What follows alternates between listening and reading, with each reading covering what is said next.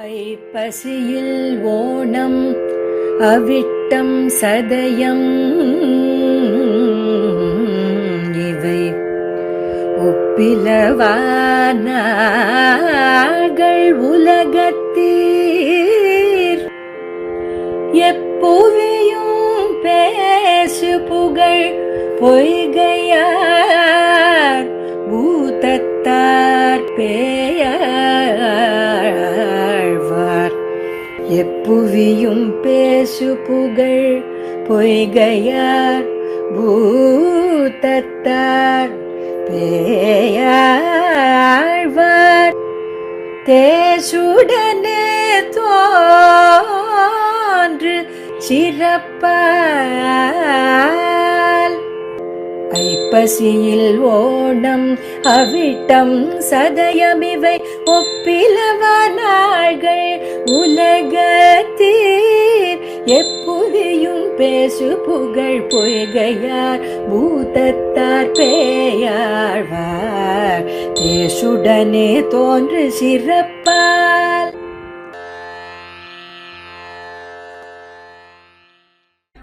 श्रीशैलेशतया पात्रं धीभक्त्यादिगुणार्णवं यतीन्द्रप्रवणं वन्दे रम्यजामातरं मुनिं लक्ष्मीनाथसमारम्भां नाथयामुनमध्यमाम् अस्मदाचार्यपर्यन्तां वन्दे गुरुपरम्परां यो नित्यमच्युतपदाम्बुजयुग्मरुग्मव्यामोहतस्तुतितराणि तृणाय मेने अस्मद्गुरोर्भगवतोऽस्य दयैकसिन्धोः रामानुजस्य चरणौ शरणं प्रपद्ये मातापिता युवतयस्तनया विभूतिः सर्वं यदेव नियमेन मदन्वयानाम् आद्यस्य नः कुलपतेर्वकुलाभिरामं श्रीमत्तदङ्घ्रियुगलं प्रणमामि मूर्ध्ना भूतं सरश्च महदाह्वयभट्टनाद श्रीभक्तिसारकुलशेखरयोगिवाहान् भक्ताङ्घ्रिरेण परकालयतीन्द्रमिश्रान् श्रीमत्पराङ्कुशमुनिं प्रणतोऽस्मि नित्यं கைதசேர்பூம்பொழில் சூழ் கச்சி நகர் வந்துதித்த பொய்கைப்பிரான் கவிஞர் போரேறு வையத்தடியவர்கள் வாழ அருந்தவள் நூத்தந்தாதி படிவிளங்கச் செய்தான் பரிந்து பிரஹ்லாததார்க்ஷ்ய வரிசுக்ரநமுச்சனந்த லக்ஷ்மீமிருகண்டுமுனி வாசுகி சேவியமானம்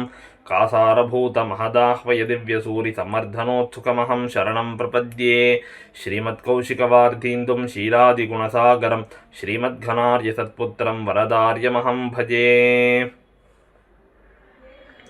ஸ்ரீமத் வேதமார்க்க பிரதிஷ்டாபனாச்சாரியராய் உபய வேதாந்த பிரவர்த்தகாச்சாரியராய் ஸ்ரீமத் பரமஹம்ச பரிவ்ராஜகாச்சாரியராக எழுந்தருளி இருக்கக்கூடிய ஸ்ரீமத் யதுகிரி யதிராஜ நாராயண ராமானுஜ ஜீயர் சுவாமிகளின் திருவடித்தாமர்களுக்கும் மத்துமுண்டான அடியார்கள் அனைவருடைய திருவடித்தாமர்களுக்கும் அடியனுடைய பிரணாமங்களை முதற்கண் தெரிவித்துக் கொள்ளுகிறேன்.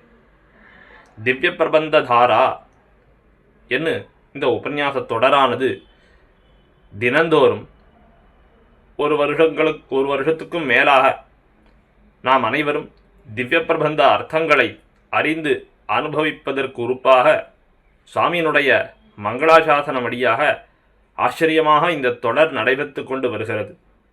அதில் இன்னை தினம் இவ்வடியவனுக்கு இடப்பட்டிருக்கிற நியமனம் இந்த திவ்ய பிரபந்தங்களிலேயே முதலானதும் முதல் ஆழ்வாரான பொய்கை ஆழ்வாராலே அருளி செய்யப்பட்டதுமான முதல் திருவந்தாதி என்கிற திவ்ய பிரபந்தத்திலே 81வது பாசுரம் தொடங்கி 90வது பாசுரம் வரைக்கும் அதனுடைய அர்த்த விசேஷங்களை விண்ணப்பம் செய்ய வேணும் என்பதாம். சுவாமியினுடைய திருவடித்தாமர்களை வணங்கி அந்த பாசுரங்களுடைய அர்த்தங்களை வியாக்கியான சக்கரவர்த்தி ஆகிய பெரியவாச்சான் பிள்ளையும் அப்பிள்ளை என்கிற ஆச்சாரியரும் அருள் செய்த வியாக்கியானங்களின் துணை கொண்டு யதாமதி யதாசக்தி யதா அவகாசம் ஒருவாறு விண்ணப்பம் செய்து சத்தை வரலாம் என ஆரம்பிக்கிறேன்.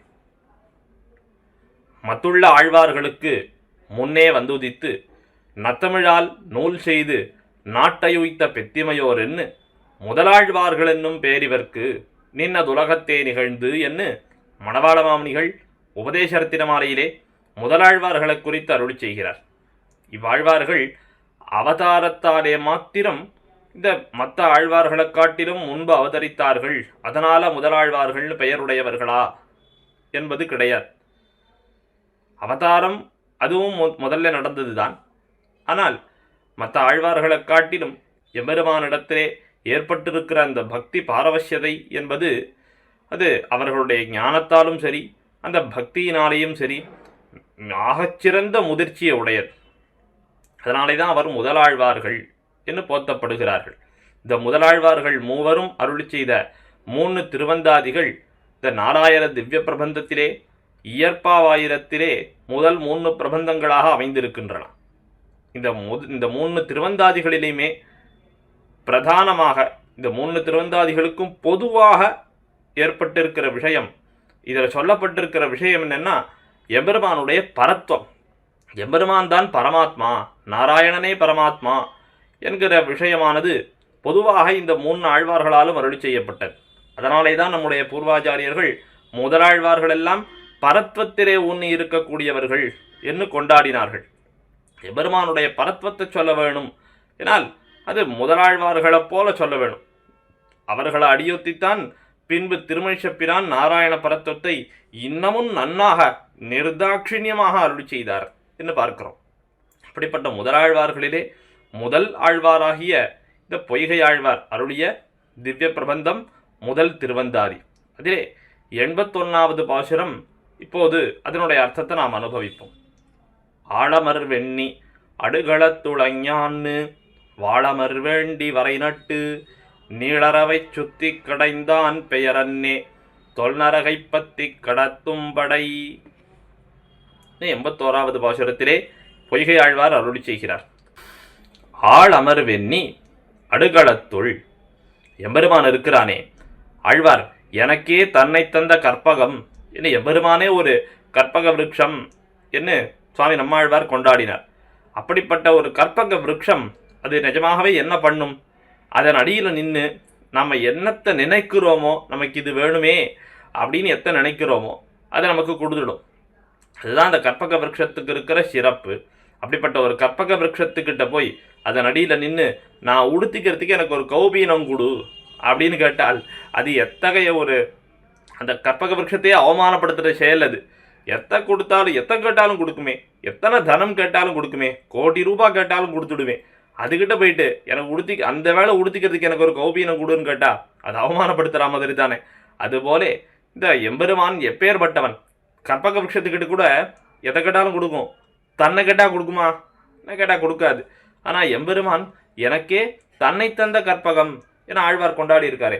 அப்போ அந்த கற்பக விருட்சம் அதுக்கிட்ட கூட கேட்டாலும் தன்னை கொடுக்காதே. அப்படிப்பட்ட எம்பெருமான் தன்னையே தரக்கூடிய கற்பகம். அப்படிப்பட்ட எம்பெருமான் இடத்துல போய் வேறொரு பிரயோஜனத்தை கேட்கலாமா என்று பார்த்தால் அது இப்படித்தான். கற்பக விருட்சத்துக்கிட்ட கௌபீனம் கேட்குற மாதிரி தான். நான் என்னையே கொடுத்துடுவேன்யா, நீ என்னிடத்துல எதையோ கேட்டுன்னு இருக்கியே அப்படின்னு எம்பெருமான் அவனுடைய திருவுள்ளம் நோவு மன்னும். அப்படிப்பட்டதான அந்த எம்பெருமானிடத்திலே போய் தேவர்கள் எல்லாம் ஒரு பிரயோஜனத்தை விரும்புகிறார்கள். அப்படி பிரயோஜனாந்தர பரர்களான தேவர்களுக்கும் உடம்பு நோவ எம்பெருமான் கடல் கடைந்தான் அல்லவா. அப்படிப்பட்ட அந்த எம்பெருமானுடைய திருநாமமானது நாம் சம்சாரத்தை கடப்பதற்கான உபாயம் என இப்பாசுரத்திலே அருளி செய்கிறார். ஆழமர் வெண்ணி அடுகளத்துள். இதை பலவாறாக பிரிச்சுக்கணும் நம்ம. ஆழமர் களத்துள், வெண்ணிக்களத்துள், அடுகளத்துள் அப்படின்னு பிரிச்சுக்கணும். ஆழமர் களத்துள், களம் அப்படின்னா அது போர்க்களம், யுத்த பூமின்னு தெரிகிறது. அப்ப அந்த யுத்த பூமியில ஆளோடு ஆள் நெருங்கி இருக்கும்படியான போர்க்களம், ஆள் இருக்கவே கொள்ளல, அவ்வளவு நெருங்கி இருக்கக்கூடிய போர்க்களத்திலே வெண்ணிக்களத்துள், வெண்ணினா வெற்றின்னு அர்த்தம், அந்த வெற்றியை கொடுக்கக்கூடிய போர்க்களம். யாருக்கு வெற்றியை கொடுக்கிற போர்க்களம்? அசுரர்களுக்கு வெற்றியை கொடுத்த போர்க்களம். அடுகளத்துள், அடுகளம்னா அப்படி எதிர்த்து நிற்கக்கூடிய தேவர்களை எல்லாம் ஹிம்சித்து விழச் செய்த போர்க்களம். அசுரர்கள் தேவர்களை வீழ்த்தின அந்த போர்க்களம். அதுதான் ஆழமர் வெண்ணி அடுகளத்துள். அப்படிப்பட்ட போர்க்களத்திலே அஞ்ஞான்னு, அந்த நாளிலே அசுரர்கள் தேவர்களை துன்புறுத்தின நாளிலே வாழமர் வேண்டி, அமர் அப்படின்னா போர்க்களம்னு அர்த்தம். அப்போ வாழமர் வேண்டி, வாழமர்னா ஒளி பொருந்தின போரை விரும்பி. அப்போ ஒளி பொருந்தின போர்னா எது? தேவர்களுக்கு எந்த போரானது வெற்றியை பெற்று கொடுக்குமோ அதுதான் ஒளி பொருந்தின போர். அது இல்லைன்னா அது வாழமர் கிடையாதே. முதல்ல நடந்த போர் நல்லோரான தேவர்களுக்கு தோல்வியை கொடுத்தது, அதனால அது வாழமராக இல்லை. அதனால வாழமர் வேணும்னா என்ன? எந்த போரிலே தேவர்களுக்கு வெற்றி கிடைக்குமோ அதுதான் வாழமர். அந்த வாழமர் வேண்டி வரை நட்டு, அந்த வாழமர் வேணுங்கிறதுக்காக எம்பெருமான் செய்த செயல் என்ன? வரை நட்டு நீளரவை சுத்தி கடைந்தான். இந்த ஜலத்துல போட்டா அமிழ்ந்து போகக்கூடிய மலையை கடலிலே மத்தாக எம்பெருமான் வைத்தானே. உலகத்தில் இருக்கிறவர்கள் எல்லாம் கடையறத்துக்கு மத்தாக மிதக்கரா போல ஏதோ ஒரு சாதனத்தை தானே வைப்பார்கள். ஆனால் எம்பெருமான் அதை வச்சுட்டாக்க அமிழ்ந்து போகும்படியான மலையை வைத்தானே. இது எதனால் வைத்தான்னா, அகடித கடனா சமர்த்தன் எம்பெருமான், சேராததை சேர்ப்பிக்க கூடியவன் அல்லவா, அதனாலே வைத்தான். வரை நட்டு நீள் அறவை சுத்தி கடைந்தான். உலகில் இருக்கக்கூடியவர்கள்லாம் எதையாவது கடையணும்னா நன்னா சொரப்பா இருக்கிற ஒரு கயிறை வைத்து கடைவார்கள். ஆனால் இந்த எம்பெருமான் என்ன பண்ணினான், நன்னா மெத்துன வழவழான்னு இருக்கக்கூடிய வாசுகி என்கிற அந்த பாம்பை சுத்தி கடைந்தான். அப்படின்னா எப்படி கடைந்தான், ஒரு அல்பமான தயிர் கடைகிற மாதிரி கடைஞ்சானா, எப்பேற்பட்ட பார்க்கடலையே கடைந்தானே. அப்படி கடைந்தானே எம்பெருமான். எதுக்காக கடைந்தான், தேவர்கள் அவர்கள் இழந்ததையெல்லாம் தாங்கள் வேணும்னு எம்பெருமானிடத்துல வந்து கேட்டார்கள். அந்த அசுரர்களை எல்லாம் போக்க வேணும், விரோதிகளை எல்லாம் போக்க வேணும்னு கேட்டார்கள். அப்போ எம்பெருமானை கேட்கல. அதனால தான் சொன்னேன், எம்பெருமானை கேட்கவே இல்லை அவர்கள். அப்படி பிரயோஜனாந்தர பரர்களாக இருந்தாலும் எம்பெருமானுக்கு ஒரு பக்கம் இந்த திருவுள்ளம் நொந்து இருந்தாலும் சரி, பிரயோஜனாந்தரத்தை தான் கேட்டான், எங்கிட்ட தானே கேட்டான், பரவாயில்ல அதுக்காவது என் இடத்துல வந்தானே அப்படின்னு அவர்களுக்காக நோவுபட்டு உடல் நோவ கடல் கடைந்தான் அல்லவா. அப்படிப்பட்ட எம்பெருமானுடைய பெயரன்னே, இப்படிப்பட்ட எம்பெருமானுடைய திருநாமந்தான் தொல் நரகை பத்தி கடத்தும் படை. இப்படி இந்த எம்பெருமானுடைய திருநாமம் எப்படிப்பட்டது அப்படின்னா, பத்தி சேதனர்களை எல்லாம் அள்ளி தூக்கி தொல்நரகை கடத்தும் படை. தொல்நரகம்னா அனாதிகாலமாக இருக்கக்கூடிய நரகம். அப்படி அனாதியான சம்சாரமாகிற நரகம், அந்த நரகத்திலிருந்து இந்த சேதனர்களை அள்ளி எடுத்து கொண்டு போய் கடத்திவிடக்கூடிய சாதனமாக அந்த எம்பெருமானுடைய திருநாமம் இருக்கிறதே. இப்போ எம்பெருமானுடைய திருநாமம் என்ன பண்ணுன்னா, அவனையே உபாயமாக நினைக்கை அப்படிங்கிற அந்த மகா விஸ்வாசம்தான் நமக்கு வேணும். அது இல்லாதவர்களுக்கும் கூட அந்த எம்பெருமானுடைய திருநாமந்தானும் சாதனமாக நின்று அவர்களுக்கு மோட்சத்தை பிறப்பித்து கொடுக்கும் அப்படின்னு இவ்விடத்திலே பொய்கையாழ்வார் அருளி செய்கிறார். இதை அடியொத்தித்தான் பொய்கையாழ்வாருடைய அவதார தினமாகிய ஐப்பசி திருவோணத்திலே அதே திருநட்சத்திரத்திலே திருவவதாரம் செய்தவரான சுவாமி பிள்ளைலோகாச்சாரியர் வாச்சிய பிரபாவம் போலன்னு வாசக பிரபாவம் அவன் தூரஸ்தனானாலும் இது கிட்டி நின்று உதவும் இப்படி தம்முடைய ரகசிய கிரந்தமாகிய மூக்ஷுப்படியில அருளி செய்தாரே. இப்படி இந்த எம்பெருமானுடைய திருநாமத்தினுடைய வைபவம், திரௌபதிக்கு ஆபத்திலே புடவை சுரந்தது திருநாமமிரே. இந்த திருநாமம் தானே இந்த திரௌபதிக்கு புடவையை சுரந்தது. அப்படி அந்த எம்பெருமானுடைய திருநாமத்தினுடைய ஏத்தத்தினை இப்பாசுரத்திலே 81வது பாசுரத்தில் அருளி செய்கிறார். ஆழமர் வெண்ணி அடுகளத்துள் அஞ்ஞான்னு வாழமர் வேண்டி வரை நட்டு நீளரவை சுத்தி கடைந்தான் பெயரன்னே தொல்நரகை பத்தி கடத்தும் படை. இப்படி 81வது பாசுரத்தில் அருளி செய்தார். அடுத்து 82வது பாசுரத்திலே அப்படி கடல் கடையறத்துக்காக தேவர்கள் சரணம் அடைந்தார்களே எம்பெருமானிடத்திலே, அதுபோல தேவர்கள் தான் வந்து சரணடைகிறார்களா? அவர்கள் சரணம் அடைவதற்காகத்தானே எம்பெருமான் திருப்பார்கடலிலே சயனித்திருக்கிறான். அப்போ தேவர்கள் மட்டும்தான் எம்பெருமான் ஆச்சரிக்க முடியுமா என்று பார்த்தால், தேவர்கள் மாத்திரமல்ல, இந்த சம்சார மண்டலத்திலே அபலைகளாக இருக்கக்கூடிய ஸ்திரீகளும் சரணமடையும்படியாக திருமலையிலே வந்து எம்பெருமான் நிற்கிறான் என்று 82வது பாசுரத்தில் அருளி செய்கிறார். எல்லாரும் ஆச்சரிக்கலாம்படியான தன்மை, அந்த எம்பெருமானுடைய ஆச்சரித்த பாரதந்திரியம், இதெல்லாம் நன்னாக திருமலையிலே எழுந்தருளியிருக்கிற திருமலையப்பனிடத்திலே காணலாமே என இந்த திருமலையினுடைய வைபவத்தையும் ஆச்சரியமாக பொய்கை ஆழ்வார் அருளி செய்கிறார். இந்த முதலாழ்வார்கள் 3 பேருமே திருவேங்கடமுடையான இடத்துல ரொம்ப ஈடுபட்டு இருக்கிறவர்கள். எப்போ பார்த்தாலும் 10 பாட்டுக்கு ஒரு தடவையாவது திருவேங்கடமலையை பற்றின பிரஸ்தாவம் நிச்சயமாக வந்துவிடும். இவர்களுடைய 3 திருவந்தாதிகளையும் பார்த்தால் பெரும்பான்மையான பாசுரங்கள் திருமலையினுடைய பாசுரமாக திருவேங்கட பாசுரங்களாகத்தான் இருக்கும். அதனாலே தான் செந்தமிழ் பாடுவார் தாம் வணங்கும் தேவர் என்று திருவேங்கடமுடையானை கொண்டாடுகிறோம். செந்தமிழ் பாடுவார் தாம் வணங்கும் தேவர் என்று திருமங்கையாழ்வார் திருமொழியில் அருள் செய்திருக்கிறாரே, அந்த பாசுர துணுக்கை அது திருவேங்கடமுடையானுக்கு என்ன நம்முடைய பூர்வர்கள் அருள் செய்வார்கள். செந்தமிழ் பாடுவார்னா இந்த முதலாழ்வார்கள் தான் இன்கவி பாடும் பரம கவிகள். அப்படிப்பட்ட கவிகளானவர்கள் திருவேங்கடமுடையானிடத்துல ரொம்ப ஈடுபட்டிருந்தார்கள்.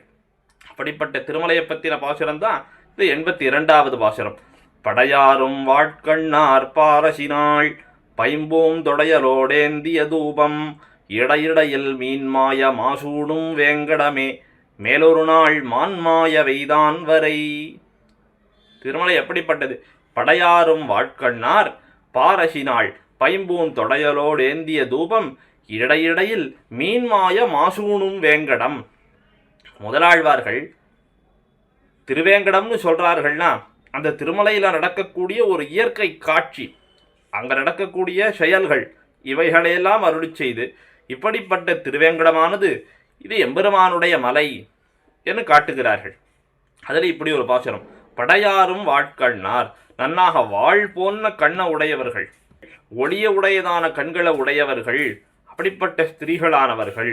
இதுக்கு சுவாபதேசம் என்னன்னா, நன்னாக ஒளி பொருந்தின ஞானத்தை உடையவர்களான ஸ்ரீ வைஷ்ணவர்கள் அப்படின்னு இதுக்கு உட்பொருளாக கொள்ள வேணும். அப்படி படையாரும் வாட்கண்ணார் அவ என்ன பண்றார்கள் அப்படின்னா, பாரசினாள், பாரசினாள்னா துவாதசி அப்படின்னு அர்த்தம்.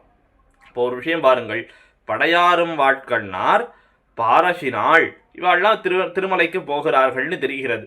அது ஏன் ஸ்திரீகளை மட்டும் சொல்லணும், அது ஏன் துவாதசி அன்னைக்கு மாத்திரம் சொல்லணும் அப்படின்னு பார்த்தால், இந்த ஸ்திரீகளை மட்டும் சொன்னதுக்கு காரணம் என்னன்னா, எளியதாக ஆசிரியக்கலாம்படியான, பெண்களும் ஆசிரியக்கலாம்படியான சௌலபியம் திருவேங்கடமுடையான இடத்துல இருக்கிறது.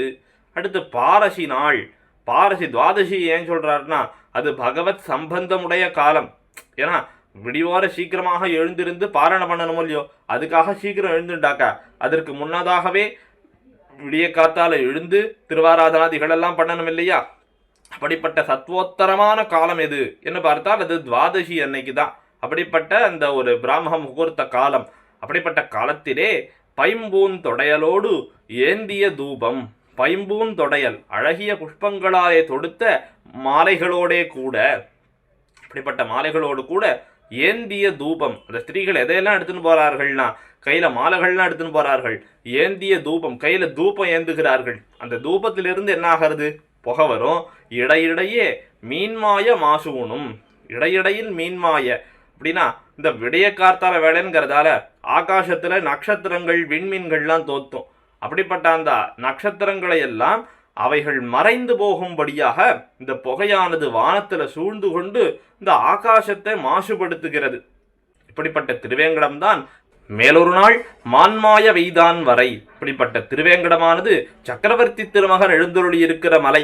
முன்னொரு காலத்திலே இந்த சக்கரவர்த்தி திருமகன் பிராட்டியினுடைய வாக்கியத்துக்கு கட்டுப்பட்டு இந்த மாயமான நோக்கி ஒரு அம்பெய்து அதை மாய்ந்த மானாக ஆகும்படியாக பண்ணினான் அல்லவா.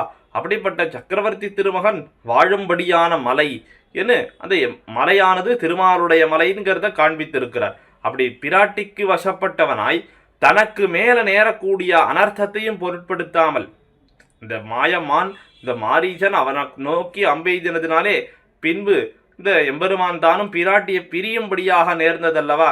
அப்படி தனக்கு ஒரு அனர்த்தம் நேரப்போகிறதுன்னு இருந்தாலும் அந்த பிராட்டியினுடைய வாக்குக்கு வசப்பட்டு அந்த பிராட்டிக்கு தன்னுடைய ஆசிரித பாரதந்திரியத்தை காட்டி அந்த தன்னுடைய அனர்த்தத்தையும் பொருட்படுத்தாமல் அவளுடைய காரியத்தை பண்ணினான் அல்லவா. அப்படி அடியார்களுக்கும் வசப்பட்டு அந்த திருவேங்கடமுடையான் அவர்கள் காரியம் செய்ய முற்படுவான். என்னை பாசுரத்தாலே பொய்கையாழ்வார் அருளி செய்திருக்கிறார். படையாரும் வாட்கண்ணார் பாரசினாள் பைம்பூன் தொடையலோடு ஏந்திய தூபம் இடையிடையில் மீன்மாய மாசூனும் வேங்கடமே மேலொரு நாள் மான்மாய வெய்தான் வரை என்று 82வது பாசுரத்தை அருளி செய்திருக்கிறார். அடுத்து 83வது பாசுரம். இப்ப எம்பெருமான் ஆழ்வாரை குறித்து கேட்கிறான். நான் ஆழ்வாரே, ஏன்னா எனக்கு உயிரிலும் இனியவளான பிராட்டி, அவளுக்கு ஒரு காரியம் பண்ணினேன் அப்படிங்கிறதுக்காக எல்லாருக்கும் நான் பண்ணணும்னு ஏதாவது நிர்பந்தம் இருக்கான்னா ஏன்னா ஆழ்வாரை பார்த்து எம்பெருமான் கேட்க, ஆழ்வார் உடனே கேட்கிறார், இந்த மதுவை கைடபர்களை எல்லாம் பொடியாக்கினாயே உன்னுடைய சக்கரத்தினாலே, அப்படி நீ ஆசிரிதர்களுக்காக காரியம் செய்யக்கூடியவனாக இருக்க அது பிராட்டிக்கு மட்டும்தான் செய்வேன்னு எப்படி நான் கொள்ளுவேன்? மலையை எடுத்த ஆயர்களை எல்லாம் காத்திருக்கிறாய், மற்றும் ஏறடர்த்து நப்பின்ன பிராட்டிய திருக்கல்யாணம் பண்ணிண்டாய், இதெல்லாம் செய்தது யாருக்காக அப்படின்னு எம்பெருமானை நோக்கியே கேட்குறார். ஏன்னா எம்பெருமான் பிராட்டிக்கு மட்டும்தான் அனுகிரகம் பண்ணுவானா அப்படின்னா மற்ற உண்டான சேத்தனர்கள் எல்லாருக்கும் அனுகிரகம் பண்ணுவானே, அதை நமக்கு சொல்லணும் இல்லையா. அதனால எம்பெருமானுடைய திருவுள்ளத்தை அறிந்து அதற்கேத்தா போலே இந்த 83வது பாசுரத்திலே ஆழ்வார் அருளி செய்கிறார். வரைகுடை தோள் காம்பாக ஆனிரை காத்து ஆயர் நிறைவிடையேழ் செத்தவார் என்னே உறவுடைய நீராழியுள் கிடந்து நேரா நிசாஜரர் மேல் பேராழி கொண்ட பிரான். பேராழி கொண்ட பிரான் பெருமானும் எப்படிப்பட்டவன்? உறவுடைய நீராழியுள் கிடந்து. உறவு உரகம் அப்படின்னு பாம்பு, இது ஆதிசேஷனை குறிக்கிற வார்த்தை. அப்ப உறவுடைய நீராழியுள் கிடந்து ஆதிசேஷனை உடையதான இந்த திருப்பார்கடலிலே அப்படின்னு அர்த்தம். அந்த நீராழியுள் கிடந்து அந்த திருப்பார்கடலிலே சயனித்து கொண்டு நேராம் நிசாச்சரர் மேல் அந்த எம்பெருமானை நோக்கி போர் புரிய வேணும்னு நேர்பட்ட ராட்சசர்களான மது கைடபர்கள் என்கிற இருவர், அவர்கள் மேலே பேராழி கொண்ட பிரான் அவர்கள் பொடியாகும்படியாக தன்னுடைய கையில் இருக்கக்கூடிய சுதர்சனத்தை எடுத்துக்கொண்டு அந்த அசுரர்களை வதம் செய்த உபகாரகனே. பிரான் அப்படின்னா உபகாரகன் அப்படின்னு அர்த்தம். அப்படிப்பட்ட உபகாரகனே பிரான் அப்படின்னா தனக்கும் தன்னுடைய விபூதிக்கும் எந்த ஆபத்து வந்தாலும் அதை அப்படியே ரட்சித்து கொடுக்கக்கூடிய உபகாரகனே. அப்படிப்பட்ட உபகாரகனான நீ என்ன பண்ண? வரை குடைத்தோள் காம்பாக ஆனிரை காத்தவார் என்னே. வரைகுடைத்தோள் காம்பாக ஆனிரை காத்து ஆயர் ஆனிரை காத்து நிறைவடையேழ் செத்தவார் என்னே. என்ன இப்படி 3 விஷயங்களாக இது பிரிச்சுக்கணும். இப்போ முதல்ல வரைகுடைத்தோள் காம்பாக ஆனிரை காத்தவார் என்னே.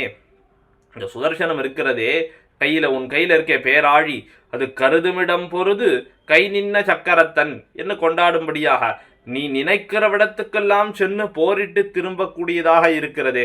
அப்படி இருக்கக்கூடிய அந்த திருவாழியை கொண்டு நீ என்ன பண்ணியிருக்கலாம்? இந்த தேவேந்திரனானவன் அவன் கல்மழையாக பொழிந்தான். இப்படி திருவாய்ப்பாடியிலே கல்மழையாக பொழிந்த காலத்திலே இந்த எம்பெருமான் இந்த கோவர்தனகிரியை தன் திருக்கைகளாலே அப்படி ஏந்தி பிடித்து இந்த ஆயர் ஆனிரைகள் எல்லாவற்றையும் காத்தான் அல்லவா? இப்போ இந்த இடத்துல எம்பெருமான் என்ன பண்ணி இருக்க வேணும்? இந்த இந்திரன் தன்னுடைய ஆசிரிதர்களான ஆயர் ஆனிரைகள் இவர்களுக்கெல்லாம் இந்த இந்திரன் தீங்கிழைத்தான் அப்படின்னு நீதான் பேராழி கொண்ட பிரானாச்சே, அந்த திருவாழியை கொண்டு அந்த இந்திரனை முடிச்சிருக்க வேண்டியதானே. ஆனால் அதை பண்ணலையே நீ அதை பண்ணாமல் அவன் பொழிந்த கல்மழையை தடுக்கிறேன் அப்படின்னு ஒருத்தராலேயும் அசைக்க முடியாத ஒரு மலையை குடையாக தூக்கினாய். உன்னுடைய திருக்கரங்களாலேயே தூக்கினாய். அந்த கரத்தையே காம்பாக கொண்டு மறுபடியும் உன்னுடைய உடம்பு நோவ காரியம் பண்ணியிருக்கிறாய் உன்னுடைய ஆசிரிதர்களுக்காக. இப்படி இந்த பசுக்களுக்காகவும் இந்த பசுக்களை மேய்க்கிறவர்களுக்காகவும் இப்படிப்பட்ட ஒரு காரியத்தை பண்ணியிருக்கிறே எம்பிரானே. இப்படிப்பட்ட பிரான் எப்பேற்பட்ட உபகாரகன். அப்படி எல்லாருக்கும் உபகாரகன் தானே, எல்லாரையும் ரட்சிக்கக்கூடியவன் தானே, எல்லா ஆசிரிதர்களுக்கும் பரதந்திரன் தானே என்ன ஆழ்வார் கேட்கிறார். இப்படி வரை குடைத்தோள் காம்பாக, வரை குடையாக தோள் காம்பாக, இந்த மலை குடையாயித்து, அந்த குடைக்கு காம்பு இருக்கும் இல்லையா பிடிச்சுக்கிறதுக்கு, அது எம்பெருமானுடைய திருக்கரமாயித்து. அப்படிப்பட்ட அந்த வரை குடைத்தோள் காம்பாக ஆயர் ஆனிரை காத்தவார் என்னே. ஆனிரைகள் பசுக்கள், அதை காக்க வேண்டியவர்கள் ஆயர்கள். அப்படிப்பட்ட அந்த ரக்ஷகர்களான ஆயர்களையும் ரக்ஷிய வர்க்கமான ஆனிரைகளையும் சேர்த்து நீ ஒருவனாகவே தனியாக ரட்சித்தாயே. உன் அடியார்களை நீ ரட்சிக்க வேணுங்கிற ஒரு அபிமானம் உன்னிடத்துல இருக்கு இல்லையா? அது இருக்கிறதால தானே இப்படி ரட்சிக்கிறாய். அது மட்டுமாண்ணா நிறைவிடை ஏழு செத்தவார் என்னே. நப்பின்ன பிராட்டிய திருக்கல்யாணம் செய்து கொள்வதற்கு 1 திரண்டு தடையாக வந்த 7 எருதுகளையும் அடக்கி பிடித்தது எதுக்காக? உன்னுடைய அடியவளான அந்த நப்பின்ன பிராட்டியை ரட்சிக்க வேணும் அப்படிங்கிறதுக்காகத்தானே. ஆயர் நிறைவிடையேழ் செத்தவார் என்னே. இப்படி இந்த நப்பின்ன பிராட்டியை திருக்கல்யாணம் பண்ணிக்கிறதுக்காக அந்த எருது கூட்டங்களை எல்லாமும் நீயே தான் அடக்கினாய். இப்படி நப்பின்ன பிராட்டிக்கு அவளை ரட்சிப்பதற்காக செய்த செயல், ஆயர் ஆனிரைகளுக்கு அவைகளை ரட்சிப்பதற்காக செய்த செயல், இதெல்லாம் எதுக்காக பண்ணினாய்? அடியார்களுக்கு விரோதம் வருகிற போது அதை உன்னுடைய சங்கல்பத்தாலேயோ உன்னுடைய ஆயுதத்தினாலேயோ நீ ரட்சிக்கணும் அப்படின்னு பண்ணியிருக்கலாமே.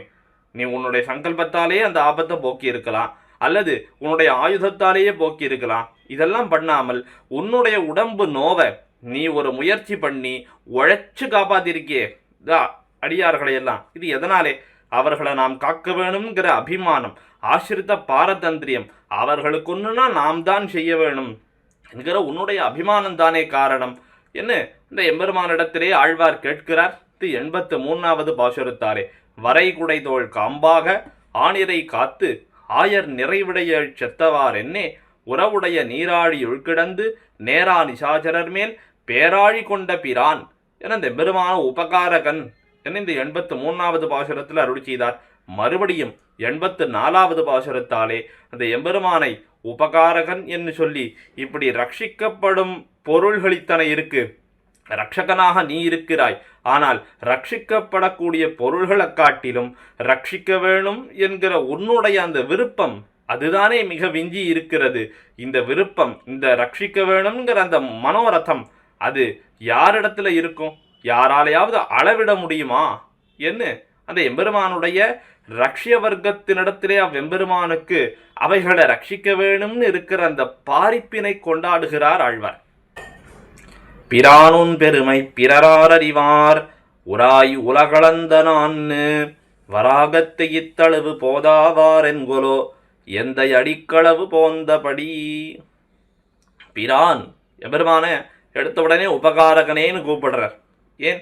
நீ பண்ணின உபகாரங்கள் யாரால பண்ண முடியும், அவைகளை யாராலே அளவிட முடியும் அப்படின்னு இது 1-2 நான் சொல்லி காட்டுறேன். இதில் இந்த உபகாரத்தை வேற யாராலையாவது பண்ண முடியுமா? ஒருவராலும் பண்ண முடியாது. அந்த உபகாரத்தினுடைய அளவு, இந்த உபகாரத்தினுடைய ஏத்தம், அதைத்தான் பேசி தலை கட்ட முடியுமா அப்படின்னா அதுவும் முடியாது. அப்படி எம்பெருமான் என்ன உபகாரத்தை பண்ணினான்? உராய் உலகளந்த நான்னு. உராய் அப்படின்னா உலாவின்னு அர்த்தம். இப்போ உலாவின வண்ணமே, எல்லாவிடத்திலும் உலாவின வண்ணமே உலகை அளந்தாயே எம்பெருமானே, அப்படி நீ உலகை அளந்தவன்னு அப்படின்னு அர்த்தம். இப்படி இந்த உலாவிக்கொண்டே உலகத்தை அளந்தான் என்று சொல்லும்போது பட்டர் அருளி செய்வராம், அனாயாசமாக உலாவிக்கொண்டு எம்பெருமான் உலகங்களை எல்லாம் அளந்தான். உலகத்தை அளக்கணும்னா இன்னென்ன இடங்களை இன்னென்ன அளவுக்கு அளக்கணும், இங்கிருந்து திருவடியை அடுத்தது அங்கே வைக்கணும் அப்படிங்கிற அந்த ஒரு பிளான் இல்லாமல் எம்பெருமான் அனாயாசமாக இதை விட்டா அடுத்தது அப்படியே ஜஸ்ட் லைக் தட்னு சொல்லுவான் பாருங்க, அந்த மாதிரி எம்பெருமான் இந்த உலகங்களை எல்லாம் அளந்தான். அப்படி உராய் அப்படின்னா மற்றொரு அர்த்தம் உரசிக்கொண்டுன்னு அர்த்தம். உரசிண்டுன்னா உலகத்தில் இருக்கிற வசிஷ்ட சண்டாள விபாகமர உலகத்தில் எப்பேற்பட்டவர்கள் இருக்கார்கள், எத்தனை தாழ்ந்தவர்கள் இருக்கார்கள், இது எதையுமே கவனிக்காமல் எல்லாருடைய தலைமையிலையும் தன்னுடைய திருவடிகளாலே தீண்டிக் கொண்டு சென்றானே அந்த எபெருமானுடைய வாத்சல்யம், நீர்மை என்கிற அந்த திருக்கல்யாண குணம், அந்த குணங்கள்லாம் இந்த உலகளந்த எம்பெருமானிடத்துல தான் பிரகாசிக்கிறது. அப்படி உராய் உலகளந்த நான்னு, எந்த உலகளந்த நான்னு, இந்த உலகங்களையெல்லாம் தன்னுடைய திருவடியாலே எம்பெருமான் தடவி கொடுத்தது எதுக்காகன்னா என்ன திருத்தறதுக்காகத்தான் அப்படின்னு ஆழ்வாருடைய திருவுள்ளம். எந்த அடிக்கு அளவு போந்தபடி இப்படி உராய் உலகளந்த நான்னு, இப்படி உலகத்தை அளந்த அன்னைக்கு எந்த அடிக்கு அளவு போந்தபடி என் சுவாமியான உன்னுடைய திருவடிகளாலே இந்த உலகம் அளக்கத்தக்கதாக இருந்தது. அவனுடைய திருவடிகளுடைய அளவுக்கு உட்பட்டதாக இந்த உலகங்கள் எல்லாம் இருந்தது. இது வாமனாவதாரம் திருவிக்கிரமாவதாரம் நடந்தபோது. ஆனால் திருவிக்கிரமாவதாரம் நடந்தபோது ஒன்று அடியளவு இருந்த இந்த பூமியானது வராக அவதாரம் எடுத்தபோது என்னாச்சு தெரியுமா? வராகத்தை இத்தளவு போதாவார் என்கொலோ. திருவிக்கிரமாவதாரத்தில் அளவாக இருந்தது, நீ அளந்த, எல்லாருக்கும் உன்னுடைய திருவடி சம்பந்தத்தை கொடுத்த, சரி. ஆனால் இந்த வராக அவதாரம் எடுத்த போது என்னாச்சுன்னு கேட்டாக்கா, இந்த பூமியானது உன்னுடைய தந்தத்தினுடைய நுனி அளவுக்கு கூட இல்லை. அந்த எம்பெருமான் வராக பெருமானுடைய தந்தம் இருக்கு இல்லையா, அதனுடைய நுனி அளவுக்கு கூட இந்த உலகம் இல்லையா. வேற எப்படி இருந்தது அப்படின்னு கேட்டா, நமஸ்தேஸ்து வராஹாய லீலயோத்தரதே மஹீம் குரமத்தியகதோ யஸ்ய மேரு கணகணாயதே. குரமத்தியகதோ யஸ்ய மேருஹு, அந்த வராகப் பெருமான் அவன் பன்றியாக வராகமாக அவதாரம் செய்தான் அல்லவா. அப்படிப்பட்ட அந்த வராகத்தினுடைய கால் குழம்பு, அந்த கால் குழம்பின் இடுக்குல, அந்த கால் குழம்பின் நடுவுல மேரு மலை, அது எப்பேற்பட்ட மலை, அந்த மேரு மலையானது ஒரு சிறு துகளாய்த்து என்ன இந்த வராக புராணந்தானும் கொண்டாடுகிறது. அப்படி அந்த வராக பெருமானுடைய கால் குழம்புல அதனிடையிலே மாட்டின் இருக்கிற ஒரு சிறு ஒரு தூசி மாதிரின்னு வச்சுக்கோங்க, அவ்வளோண்டு ஆயிட்டு தான் அந்த மேரு மலை. அப்போ வராக பெருமான் எப்பேற்பட்டவன், பெருங்கேடலார்னு கொண்டாடுறாரே நம்மாழ்வார். அப்படிப்பட்ட பெருங்கேடலாரான வராக பெருமாள் இப்பதான் எம்பெருமானே எனக்கு சந்தேகமா இருக்கு. திருவிக்கிரமாவதாரம் பண்ணும்போது உன் திருவடியுடைய அளவுக்குட்பட்டதாக இந்த உலகங்கள்லாம் இருந்தது. ஆனால் வராக அவதாரம் பண்ணின போது உன்னுடைய அந்த திருவடிக்குள்ள இந்த பூமியில இருக்கிற ஒரு பாகமான மேருமலை அது அந்த திருவடிக்குள்ள ஒட்டிண்டு அதுக்குள்ள அடங்கும்படியான அந்த கால் குழம்புக்குள்ள அடங்கும்படியான அளவுக்கு அவ்வளோண்டாயிடுத்தே, ஒரு புள்ளி மாதிரி ஒட்டின்றுத்தே, இது எப்படி இருக்கிறது? போதாவார் என்குலோ, இது எப்படி? இதுக்கு காரணம் என்ன அப்படின்னு எம்பெருமானையே கேட்கிறார் ஆழ்வார். திருவிக்கிரமாவதாரத்துல அளவோடு இருந்தது, அளந்தாய். ஆனா வராக அவதாரத்துல அளவோடு இல்லாது போனது எப்படி? உன்னுடைய அந்த தந்தத்தினுடைய நுனி அளவுக்கு கூட இல்லாதது எப்படி என ஆழ்வார் கேட்கிறார். இதுக்கு ஆராய்ந்தால் காரணம் என்னன்னு தோத்துறதுன்னா, திருவிக்கிரமாவதார காலத்துல பூமிக்கு ஆபத்து ஏற்படலை. அதை இந்திரனிடத்திலிருந்து மகாபலி அபகரித்து வச்சுண்டான், இவ்வளோதான். அப்போ அந்த இடத்துல அந்த பூமிக்கு ஆபத்து எதுவும் ஏற்படலை. ஆனால் வராகாவதார காலத்தில் ஹிரண்யாக்ஷன் பூமியை கடல்லையே ஒழிச்சு வச்சுட்டான். அப்போ அந்த பூமியினுடையதான அந்த ஒரு ஸ்வரூபம் அதுக்கே கேடு ஏற்பட்டு விட்டது. அதனால வராக வடிவமாகிற அந்த மிகப்பெரிய வராக வடிவத்தை ஏற்றுக்கொண்டு அந்த எம்பெருமான் தன்னுடைய அந்த நுனி, அந்த தந்தத்தினுடைய நுனி அளவுக்கு கூட இல்லாதவாறு அத்தனை பெரிய உருவத்தை எடுத்துக்கொண்டான் என்று பார்க்கிறோம். அப்போ அந்த ரக்ஷ்ய வர்க்கம், அந்த ரக்ஷ்ய வர்க்கத்தினுடைய அளவுக்கு இல்லாமல் அந்த ரக்ஷகனான எம்பெருமானுடைய பாரிப்பு அது எவ்வளவு பெரிதாக இருக்கிறது. அதனாலே தான் உபகார கண்ணி பிரான் உன் பெருமை பிறர் ஆரறிவார், உன்னுடைய பெருமை வேற யாருக்கு தெரியும்? சோ அங்க வேத எதிவான வேத என்ன பட்டர் சொல்லும்படியாக அந்த பரமபுருஷன் தானுமே தன்னுடைய பெருமையை தெரிஞ்சிக்க முடியாதான். ஆழ்வார் சொல்றார், தனக்கும் தன் தன்மை அறிவறியானை தாம் தம்பெருமை அறியார் என்னெல்லாம் ஆழ்வார்கள் போத்துகிறார்களே. எம்பெருமானுக்கே தன்னுடைய பெருமை தெரியாதான். யானுமேத்தி ஏழுலகம் முத்துமேத்தி பின்னையும் தானுமேத்திலும் தன்னை ஏத்த ஏத்த எங்கே இதும் ஆழ்வார் கேட்கிறார். எம்பெருமான நான் ஏத்தினேன், எவ்வளவோ ஸ்தோத்திரம் பண்ணேன், என்னால் அவனை பற்றி பாடி முடிக்க முடியல. ஏழுலகத்தில் இருக்கிற மத்தமுண்டான அடியார்கள் எல்லாரும் பாடினார்கள், அப்போது எம்பெருமானுடைய பெருமையை பேசி தலை கட்ட முடியவில்லை. என்னை பற்றி நான் பேசினாதான் உண்டு அப்படின்னு எம்பெருமானும் தொடங்கினான். அவன் தொடங்கியும் பேசி முடிக்க முடியலையா. அப்படிப்பட்ட அந்த எம்பெருமானுடைய பெருமை, உன் பெருமை பிறரார் அறிவார், ஒன்னாலேயே பேசி முடிக்க முடியலையே. சர்வஜனான நீயே உனக்கே தெரியுமோ தெரியாதோ தெரியல, ஆனால் வேற யார் பேசி தலை கட்ட முடியும்? இப்படிப்பட்ட உன்னுடைய பெருமை வேறு யாராலும் பேச முடியாதே. உன்னை தவிர வேறொரு யாருமே உன்னுடைய பெருமையை அறிய மாட்டார்களே. அதுதான் இப்படிப்பட்ட இந்த ரக்ஷகன், சர்வரக்ஷகனான எம்பெருமான், அவனுக்கு இந்த ரக்ஷ வர்க்கத்தினிடத்தில் இருக்கிற பாரிப்பை யாரும் அறிய மாட்டார்கள் என்ன இப்பாசுரத்தாலே 84வது பாசுரத்தாலே பொய்கையாழ்வார் அருளி செய்திருக்கிறார். மேலே இப்படிப்பட்ட அந்த எம்பெருமானுடைய பெருமையானது பிறரார் அறிவார், யாருக்கு தெரியும்? யாருக்குமே தெரியாதே என்ன அருளி செய்த ஆழ்வாருடைய ஹிருதயமானது, அவருடைய நெஞ்சமானது நான் அறிந்தேன்னு சொல்லித்தான். நான் அறிந்தேன், எனக்கு தெரியும்னு சொல்லித்தான்.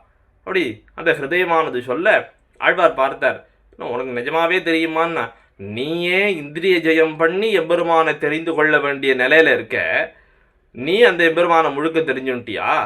அப்படி நீயும் அந்த எம்பெருமானை தெரிஞ்சுக்க ஒரு முயற்சி பண்ணேன்னு வேணா சொல்லிக்கோ அப்படின்னு 85வது பாசுரத்தாலே ஆழ்வார் அருளி செய்கிறார்.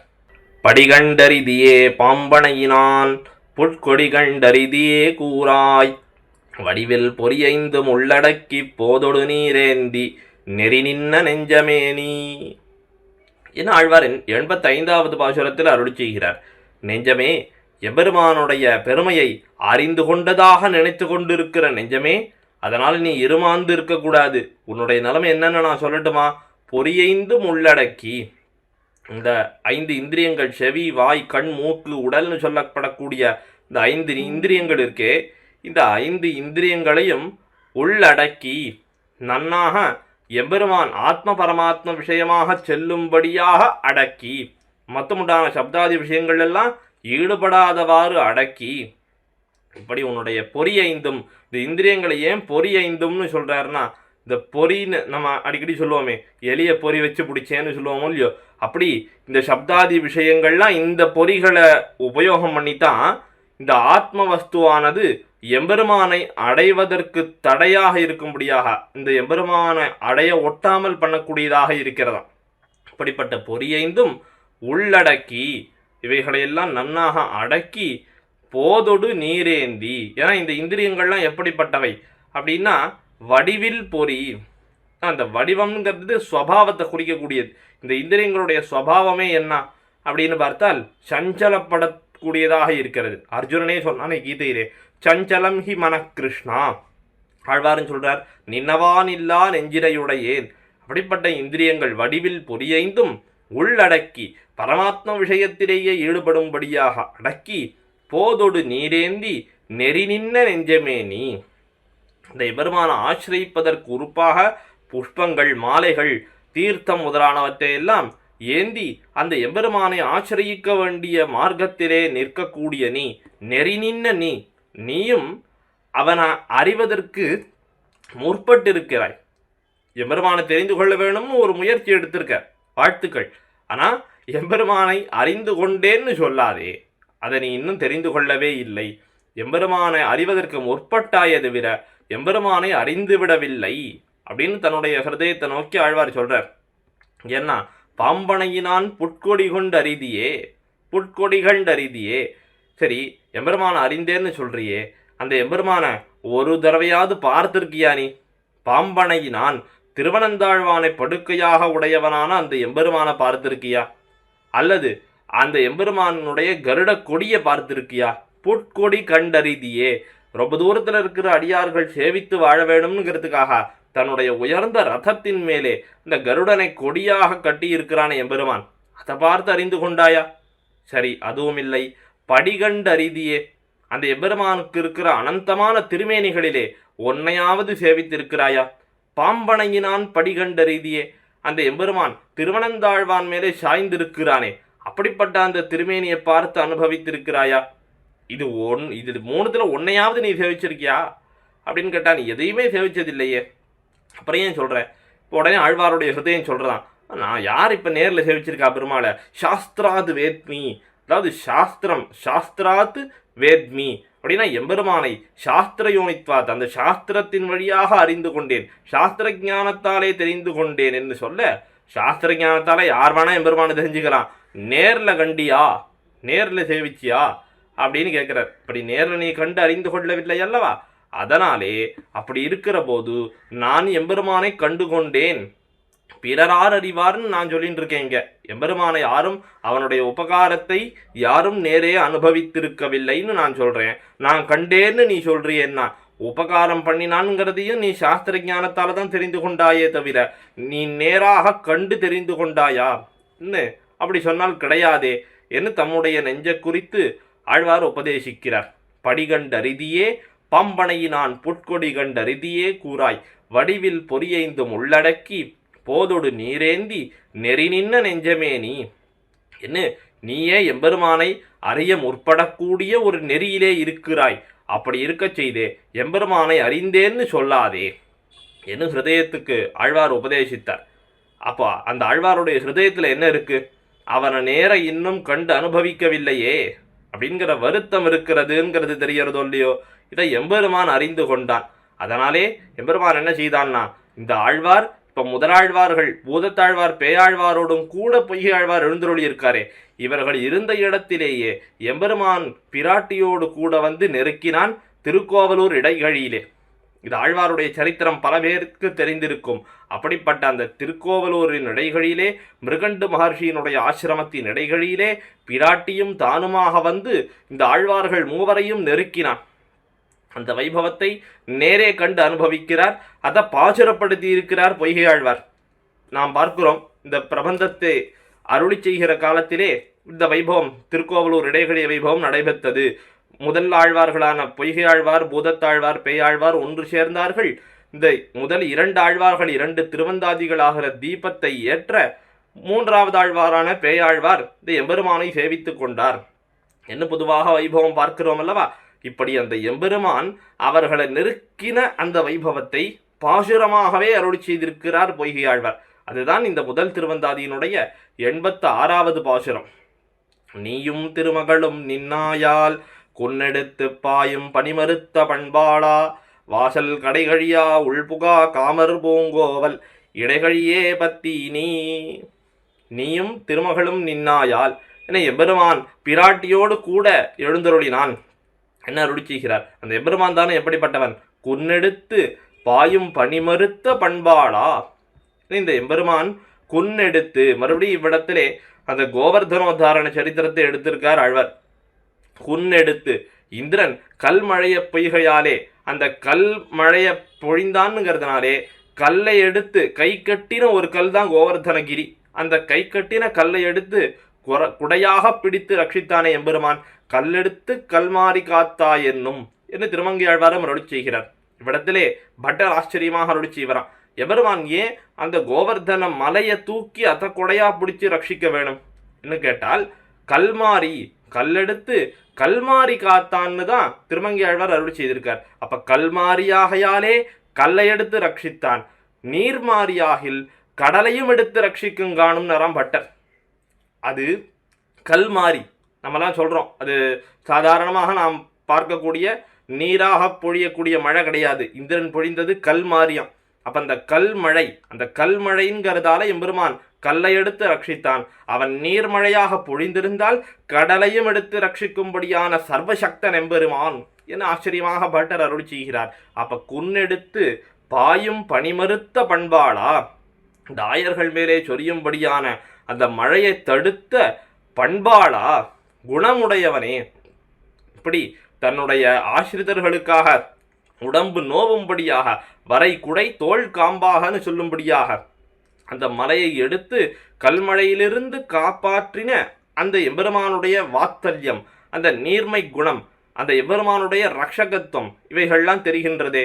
இதெல்லாம் எப்போது தெரிகிறது இவ்வாழ்வார்களுக்குன்னா, எங்களோடு நெருக்குண்ணும் போது தெரிகிறது. தங்களோடு இப்போது எம்பெருமான் நெருக்குண்டு இருக்கிறான் அல்லவா.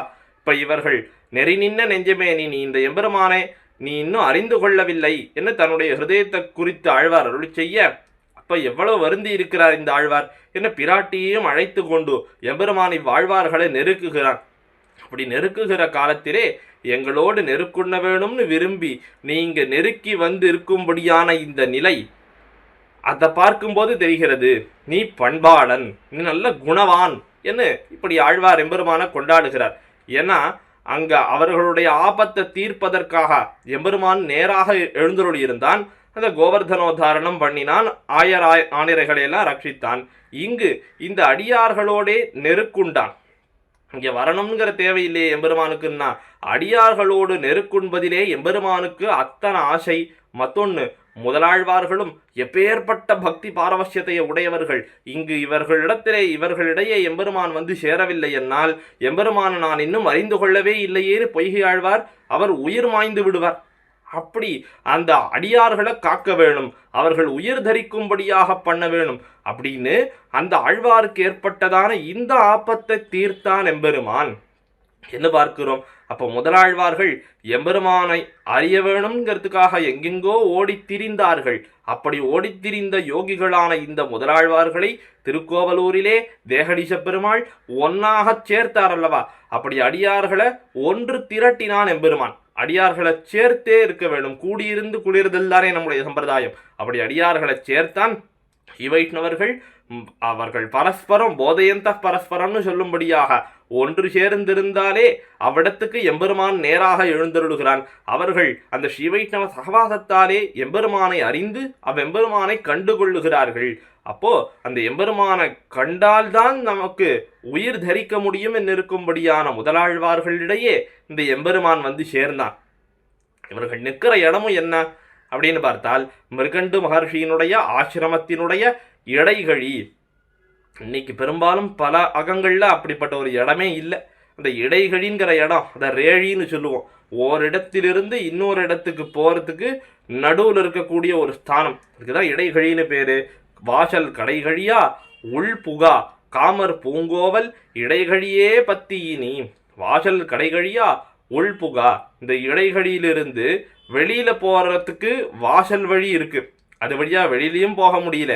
உள் புகா, இந்த ஆசிரமத்தின் உள்ளேயும் போக முடியல. இந்த எம்பெருமான் இடைகழியிலேயே 3 பேர் தான் நிற்கலாம் என்று சொல்லும்படியான இந்த இடத்திலே பிராட்டியும் சேர்த்து வர கூட்டின் வந்து இந்த ஆழ்வார்களை நெருக்கி கொண்டு நிற்கிறான்.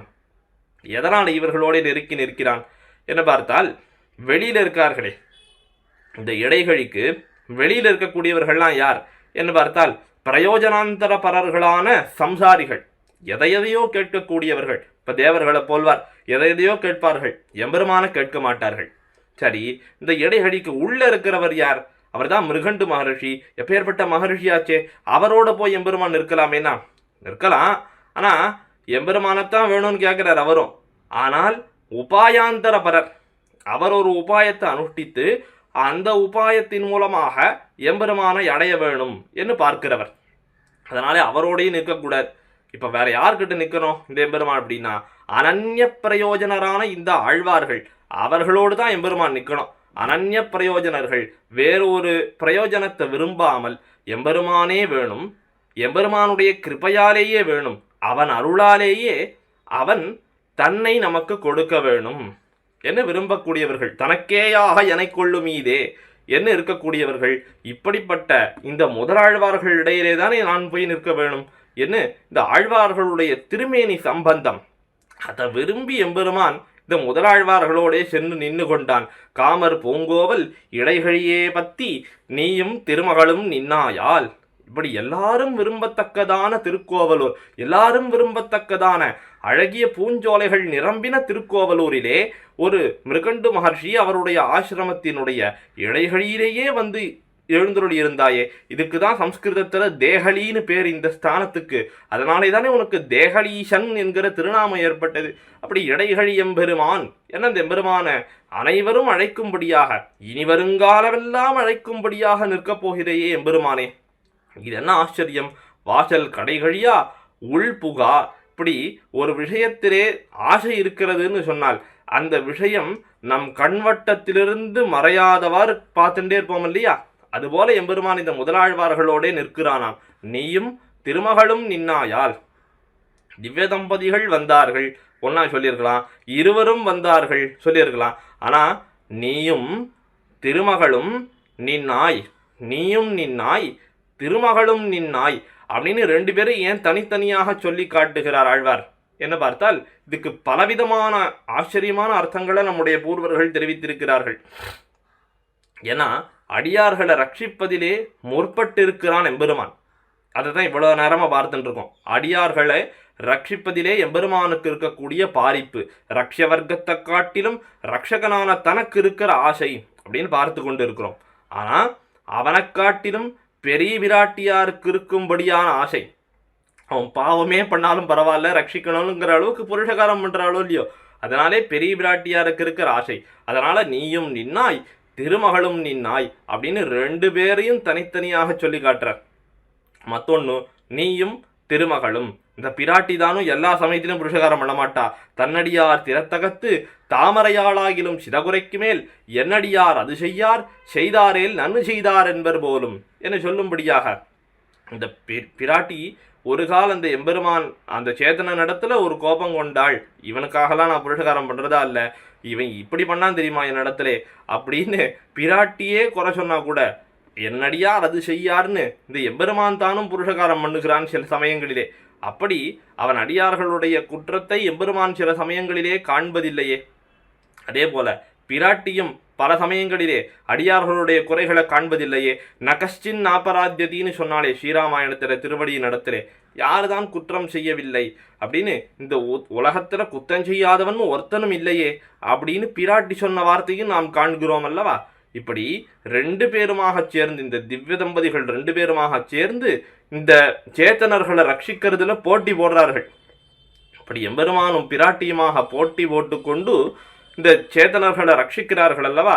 பகவத ஸ்வராயை நமகா என்று பட்டர் அருள் செய்கிறார். கஜேந்திர மோட்சம்னு பார்க்கிறோமே, இந்த கஜேந்திர மோட்சமானது எப்படி நடைபெற்றது? எம்பெருமான அழைத்தான் கஜேந்திரன்.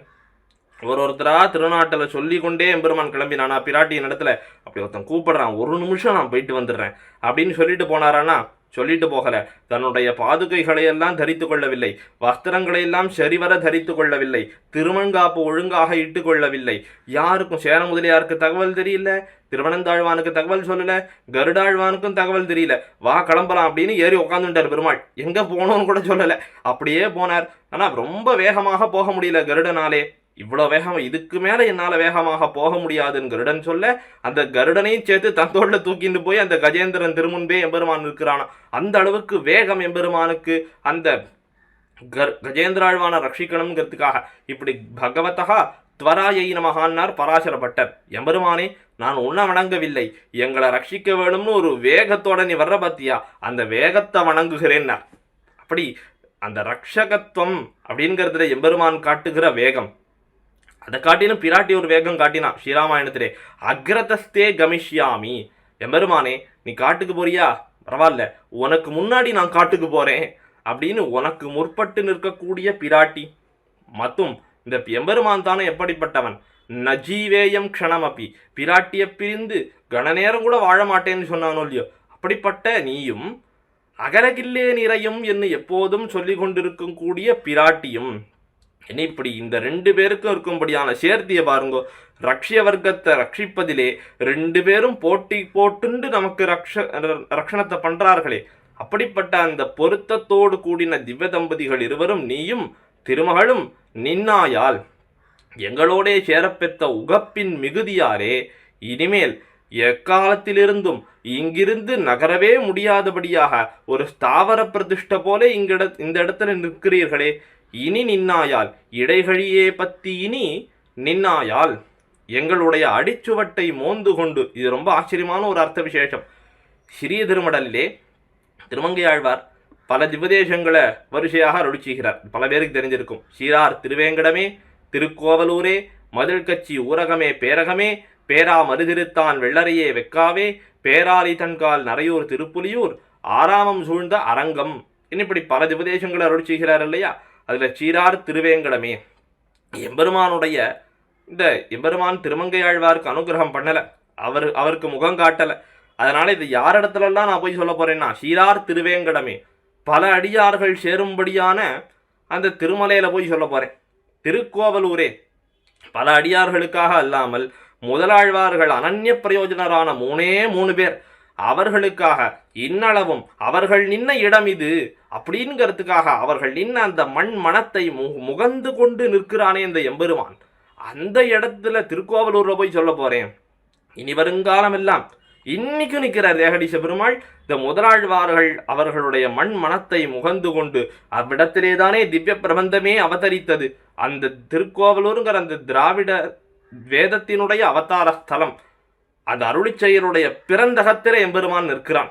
அவ்வளவு ஆச்சரியமான அந்த நீயும் திருமகளும் இடைகழியே பத்தி இனி நின்னாயால் என்ன தாம் இருந்த இருப்பை இந்த ஆழ்வார்களுடைய சரித்திரம்னு எதை சொல்றோமோ, முதலாழ்வார்கள் சரித்திரம்னு சொல்லக்கூடிய ஒரு விஷயத்தையே இந்த பாசுரத்திலே பொய்கை ஆழ்வார் நமக்கு கொடுத்திருக்கிறார். ஆக முதல் திருவந்தாதியிலே 86வது பாசுரம் முத்து பெற்றது. நீயும் திருமகளும் நின்னாயால் குன்னெடுத்து பாயும் பணிமறுத்த பண்பாளா, வாசல் கடைகழியா உள்புகா காமர் பூங்கோவல் இடைகழியே பத்தி இனி என்ன இப்படி ஆச்சரியமாக பொய்கை ஆழ்வார் அருளி செய்திருக்கிறார். மேலே இந்த 87வது பாசுரத்தாலே இப்படி எம்பெருமான் நித்தியவாசம் செய்வதற்காக இந்த ஆழ்வார்களோடே வந்து சேர்ந்த பிற்பாடு, இந்த சம்சாரிகளினிடையே வந்து சேர்ந்த பிற்பாடு நரகத்துக்கு போகிறதுங்கிற பேச்சே கிடையாது. இங்கிருந்து யார் நரகத்துக்கு போறா? யாருமே போக மாட்டா. அதனாலே இந்த நரகத்தை நிர்வகிக்கிறவர்கள்னு யாரெல்லாம் இருக்கேளோ, இந்த நரக வாசலை பூட்டு போட்டு அடைச்சிட்டு எங்கேயாவது போயிடுங்கோ, உங்க நரகத்துக்கு இனிமேல் வேலை கிடையாது, இழுத்து மூடிட்டு போயிடுங்கோ அப்படின்னு ஆழ்வார் அந்த நரக நிர்வாகர்களாக இருக்கக்கூடிய பார்ஷதர்கள் அவர்களை நோக்கி அருளி செய்கிற பாசுரமாக 87வது பாசுரம் அமைந்திருக்கிறது. இனியார் புகுவார் எழு நரக வாசல் முனியாது மூரித்தாள் கோமின் கனிசாய கண்ணெறிந்த தோளான் கணைகளே காண்பதற்கு நன்கறிந்த நாவலம் சூழ் நாடு என்று 86வது பாசுரத்தில் ஆழ்வார் அருளி செய்கிறார். கனிசாய கண்ணெறிந்த தோளான், இது எம்பெருமான் இந்த கண்ணு கொண்டு விலங்கனி எரிந்தான் அல்லவா. கண்ணு குட்டியாக ஒரு அசுரன் வந்தான், மரத்துல விளவின் கனியாக ஓர் அசுரன் வந்தான். இவ்விருவரும் கண்ணனை கொல்ல வேணும்னு எண்ணிக்கொண்டு வந்தார்கள். அவர்கள் எண்ணத்தை அறிந்து கொண்டான் எம்பெருமான். இந்த முள்ளை கொண்டு முள்ளை எடுக்கிறதுன்னு ஒன்று சொல்லுவாளோ இல்லையோ, இந்த அசுரன் ஆவேசித்து நிற்கும்படியான அந்த விளம் பழங்கள் அவைகள் உதிர்ந்து கீழே விழும்படியாக இந்த அசுரன் மறுபடியும் இன்னொரு அசுரன் புகுந்து நிற்கும்படியான இந்த கண்ணு குட்டிய தூக்கி எறிந்தான். இது மேலே அதை எடுத்து அந்த பழத்தின் மேலே எரிந்து இவ்விரண்டு அசுரர்களும் மாய்ந்து போகும்படியாக தன்னுடைய திருத்தோள்களாலே வீசினானே எம்பெருமான். அந்த கண்ணுக்குட்டி அப்படியே சுத்தி இந்த விலங்கனி மேலே வீசினான். இரண்டு அசுரர்களும் மாய்ந்து போனார்கள். இப்படி கனிசாய கண்ணெறிந்த தோளான், இப்படிப்பட்ட திருத்தோள்களுடைய சர்வேஸ்வரனுடைய கனைக்கடலே காண்பதற்கு இந்த கண்ணுக்குட்டிய நன்னாக கரெக்டாக எய்ம் பண்ணி அந்த விலங்கனி மேலே எரியணுமோ இல்லையோ, அப்போ எம்பெருமான் அதற்காக நடக்கும்போது அவன் திருவடிகளிலே ஒலித்ததான அந்த வீரக்கடல்கள், அந்த வீரக்கடலுடைய திருவடிகளையே காண்பதற்கு, என்ன போல நேரே கண்டு அனுபவிப்பதற்கு சாதனம் எதை உபாயமாக பத்த வேணும் என்பதனை நாவலம் சூழ் நாடு நன்கு அறிந்தது. நாவலம் சூழ் நாடுன்னா நாவல் சூழ் நாடு, நாவல் சூழ் நாடுன்னு புரிஞ்சுக்கணும். நாளே அழகியன்னு அர்த்தம். நாவல் சூழ் நாடு, அழகிய நாவல் மரத்தை உடையதாகையாலே ஜம்பூத்வீபம் என்று அறியப்படக்கூடியதான இந்த பகுதி, பறந்து விரிந்து நிற்கிற இந்த நாட்டில் இருக்கக்கூடிய எல்லா உயிர்களும் நன்கு அறிந்தனா.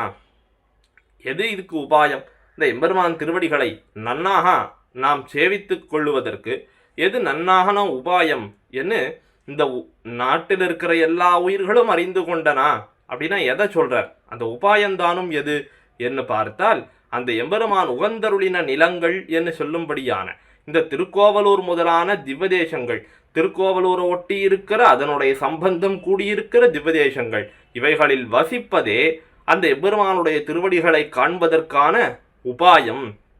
இதை யாரெல்லாம் அறிந்து கொண்டார்கள்? நாவலம் சூழ்நாடு நன்கறிந்தது. அப்ப எல்லாரும் அறிந்து கொண்டார்களா அப்படின்னா அப்படி ஒன்றும் தெரியலையே. உலகத்துல இன்னைக்கும் சம்சாரிகள் இருந்துட்டு தான் இருக்கார்கள். அப்ப யார் அறிந்து கொண்டார்கள்?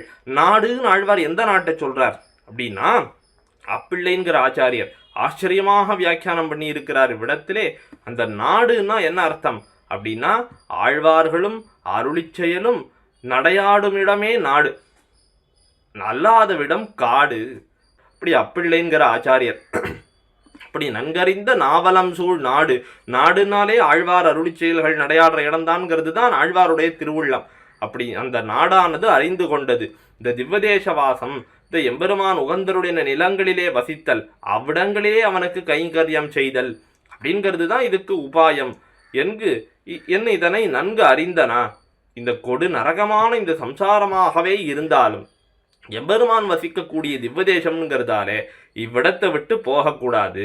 அச்சுவை பெரினும் வேண்டேனாரே தொண்டரடிப்படி ஆழ்வார், அதே நிலைதான் இவ்விடத்திலே பொய்கை ஆழ்வாருக்கும். நன்கு அறிந்தன. இந்த உகந்தருளின தேசம் இங்கு உண்டாயித்தேங்கிற பொறாம இருக்கக்கூடாதான். இங்க போய் இப்படி ஒரு திவ்வதேசம் இருக்கே அப்படிங்கிற அந்த ஒரு அசூயை இல்லாதவாறு அந்த திவ்வதேசங்களிலே பொறுத்து வாழ வேணும் என்று பெரியவாச்சான்படி அருளிச்சுகிறார். அதனாலே இப்படி இந்த நாடுங்கிற சொல்லப்படக்கூடிய இந்த அனன்ய பிரயோஜனர்கள் எல்லாம் இந்த திவ்வதேசவாசத்தின் பெருமையினை நன்னாக அறிந்து கொண்டார்கள். அதனாலே எம்பெருமானுடைய திருவடிகளை நாம் சேவித்துக் கொள்ளலாம் என்று தெரிந்து கொண்டார்கள். அதனாலே இனி யார் புகுவார்? 7 நரகவாசல். 7 நரகவாசல் இப்படி ஆன பின்பு 7 விதமான நரகவாசல்கள் அல்லது இந்த சம்சாரிகளுடைய உடம்பிலிருந்து எழக்கூடியதான ஆத்மாக்கள் அனைவரும் 7 நரகவாசல் எங்கு இந்த அவர்கள் நரகவாசலுக்கு போய் சேரப்போகிறார்களா அப்படின்னு பார்த்தால் இவர்களுக்கெல்லாம் இப்ப தெரிஞ்சு போச்சு எம்பெருமானுடைய சம்பந்தம் நமக்கு எப்பேற்பட்ட நன்மையை பெற்று தரும், அவனுடைய திவ்வதேச சம்பந்தம் எப்படிப்பட்ட நன்மையை நமக்கு கொடுக்கறதுன்னு தெரிஞ்சு போச்சு. அதனால இனிமேல் யார் நரகவாசலுக்கெல்லாம் போக போகிறார்கள்? யாரும் போகமாட்டா. நாளே முறியாது மூரித்தாள் கோமின், முனியாது இந்த யமகிங்கரர்கள் நரகவாசல் இருக்கிறவர்களுக்கெல்லாம் இப்போ ஒரே வருத்தம். ஆழ்வார் எங்க பதவிக்கெல்லாம் இப்போ ஒரு உபதிரவம் பண்றாரு. நாங்கள்லாம் நரகவாசல் இருக்கோம்னா எதுக்காக? பல பேரை தண்டிக்கிறதுக்காக தான் இருக்கோம். இனிமேல் தண்டிக்கிறதுக்கு ஆளே இல்லைன்னு சொல்றா. இப்போ எங்க வேலையெல்லாம் இப்போ போக போறதே அப்படின்னா எங்க பதவிக்கு ஒரு அழிவு ஏற்படுறதுங்கிற வார்த்தையை நீங்க சொல்லக்கூடாது. முனியாது மூரி தாழ்கோமின், ஒருபோதும் திறக்க முடியாதபடி பெரிய தாப்பாளா போட்டு இந்த நரகவாசலையெல்லாம் பூட்டி வச்சுடுங்கோ அப்படின்னு சொல்றார். ஆழ்வார் எப்படி பொலிக பொலிக பொலிக போயித்து வல்லுயிர் சாபம்னார். அதுபோல இந்த ஆழ்வாருடைய பொலிக பொலிக வாசனம் இதுதான். இனி யார் புகுவார்? 7 நரகவாசல் எல்லாருக்கும் தெரிஞ்சு போயிடுத்து. இந்த எம்பெருமானுடைய திவ்வதேச சம்பந்தம் திருக்கோவலூர் ஒட்டின பிரதேசங்களிலே வாழ வேணும், எம்பெருமானுக்கு கைங்கரியங்களை பண்ண வேணும். இந்த திவ்வதேச சம்பந்தம்ங்கிறது அது நன்மையை பயக்கக்கூடியது தான்.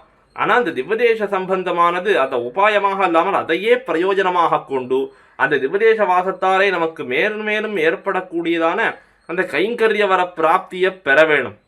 அதுதானே முக்கியம். அப்போ அந்த எம்பெருமானுடைய திவ்யதேச சம்பந்தம் ஏற்படவே நாம் நரகிற்கு செல்ல மாட்டோம் என ஆழ்வார் ஆச்சரியமாக இப்பாசுரத்தாலே தெரிவிக்கிறார்.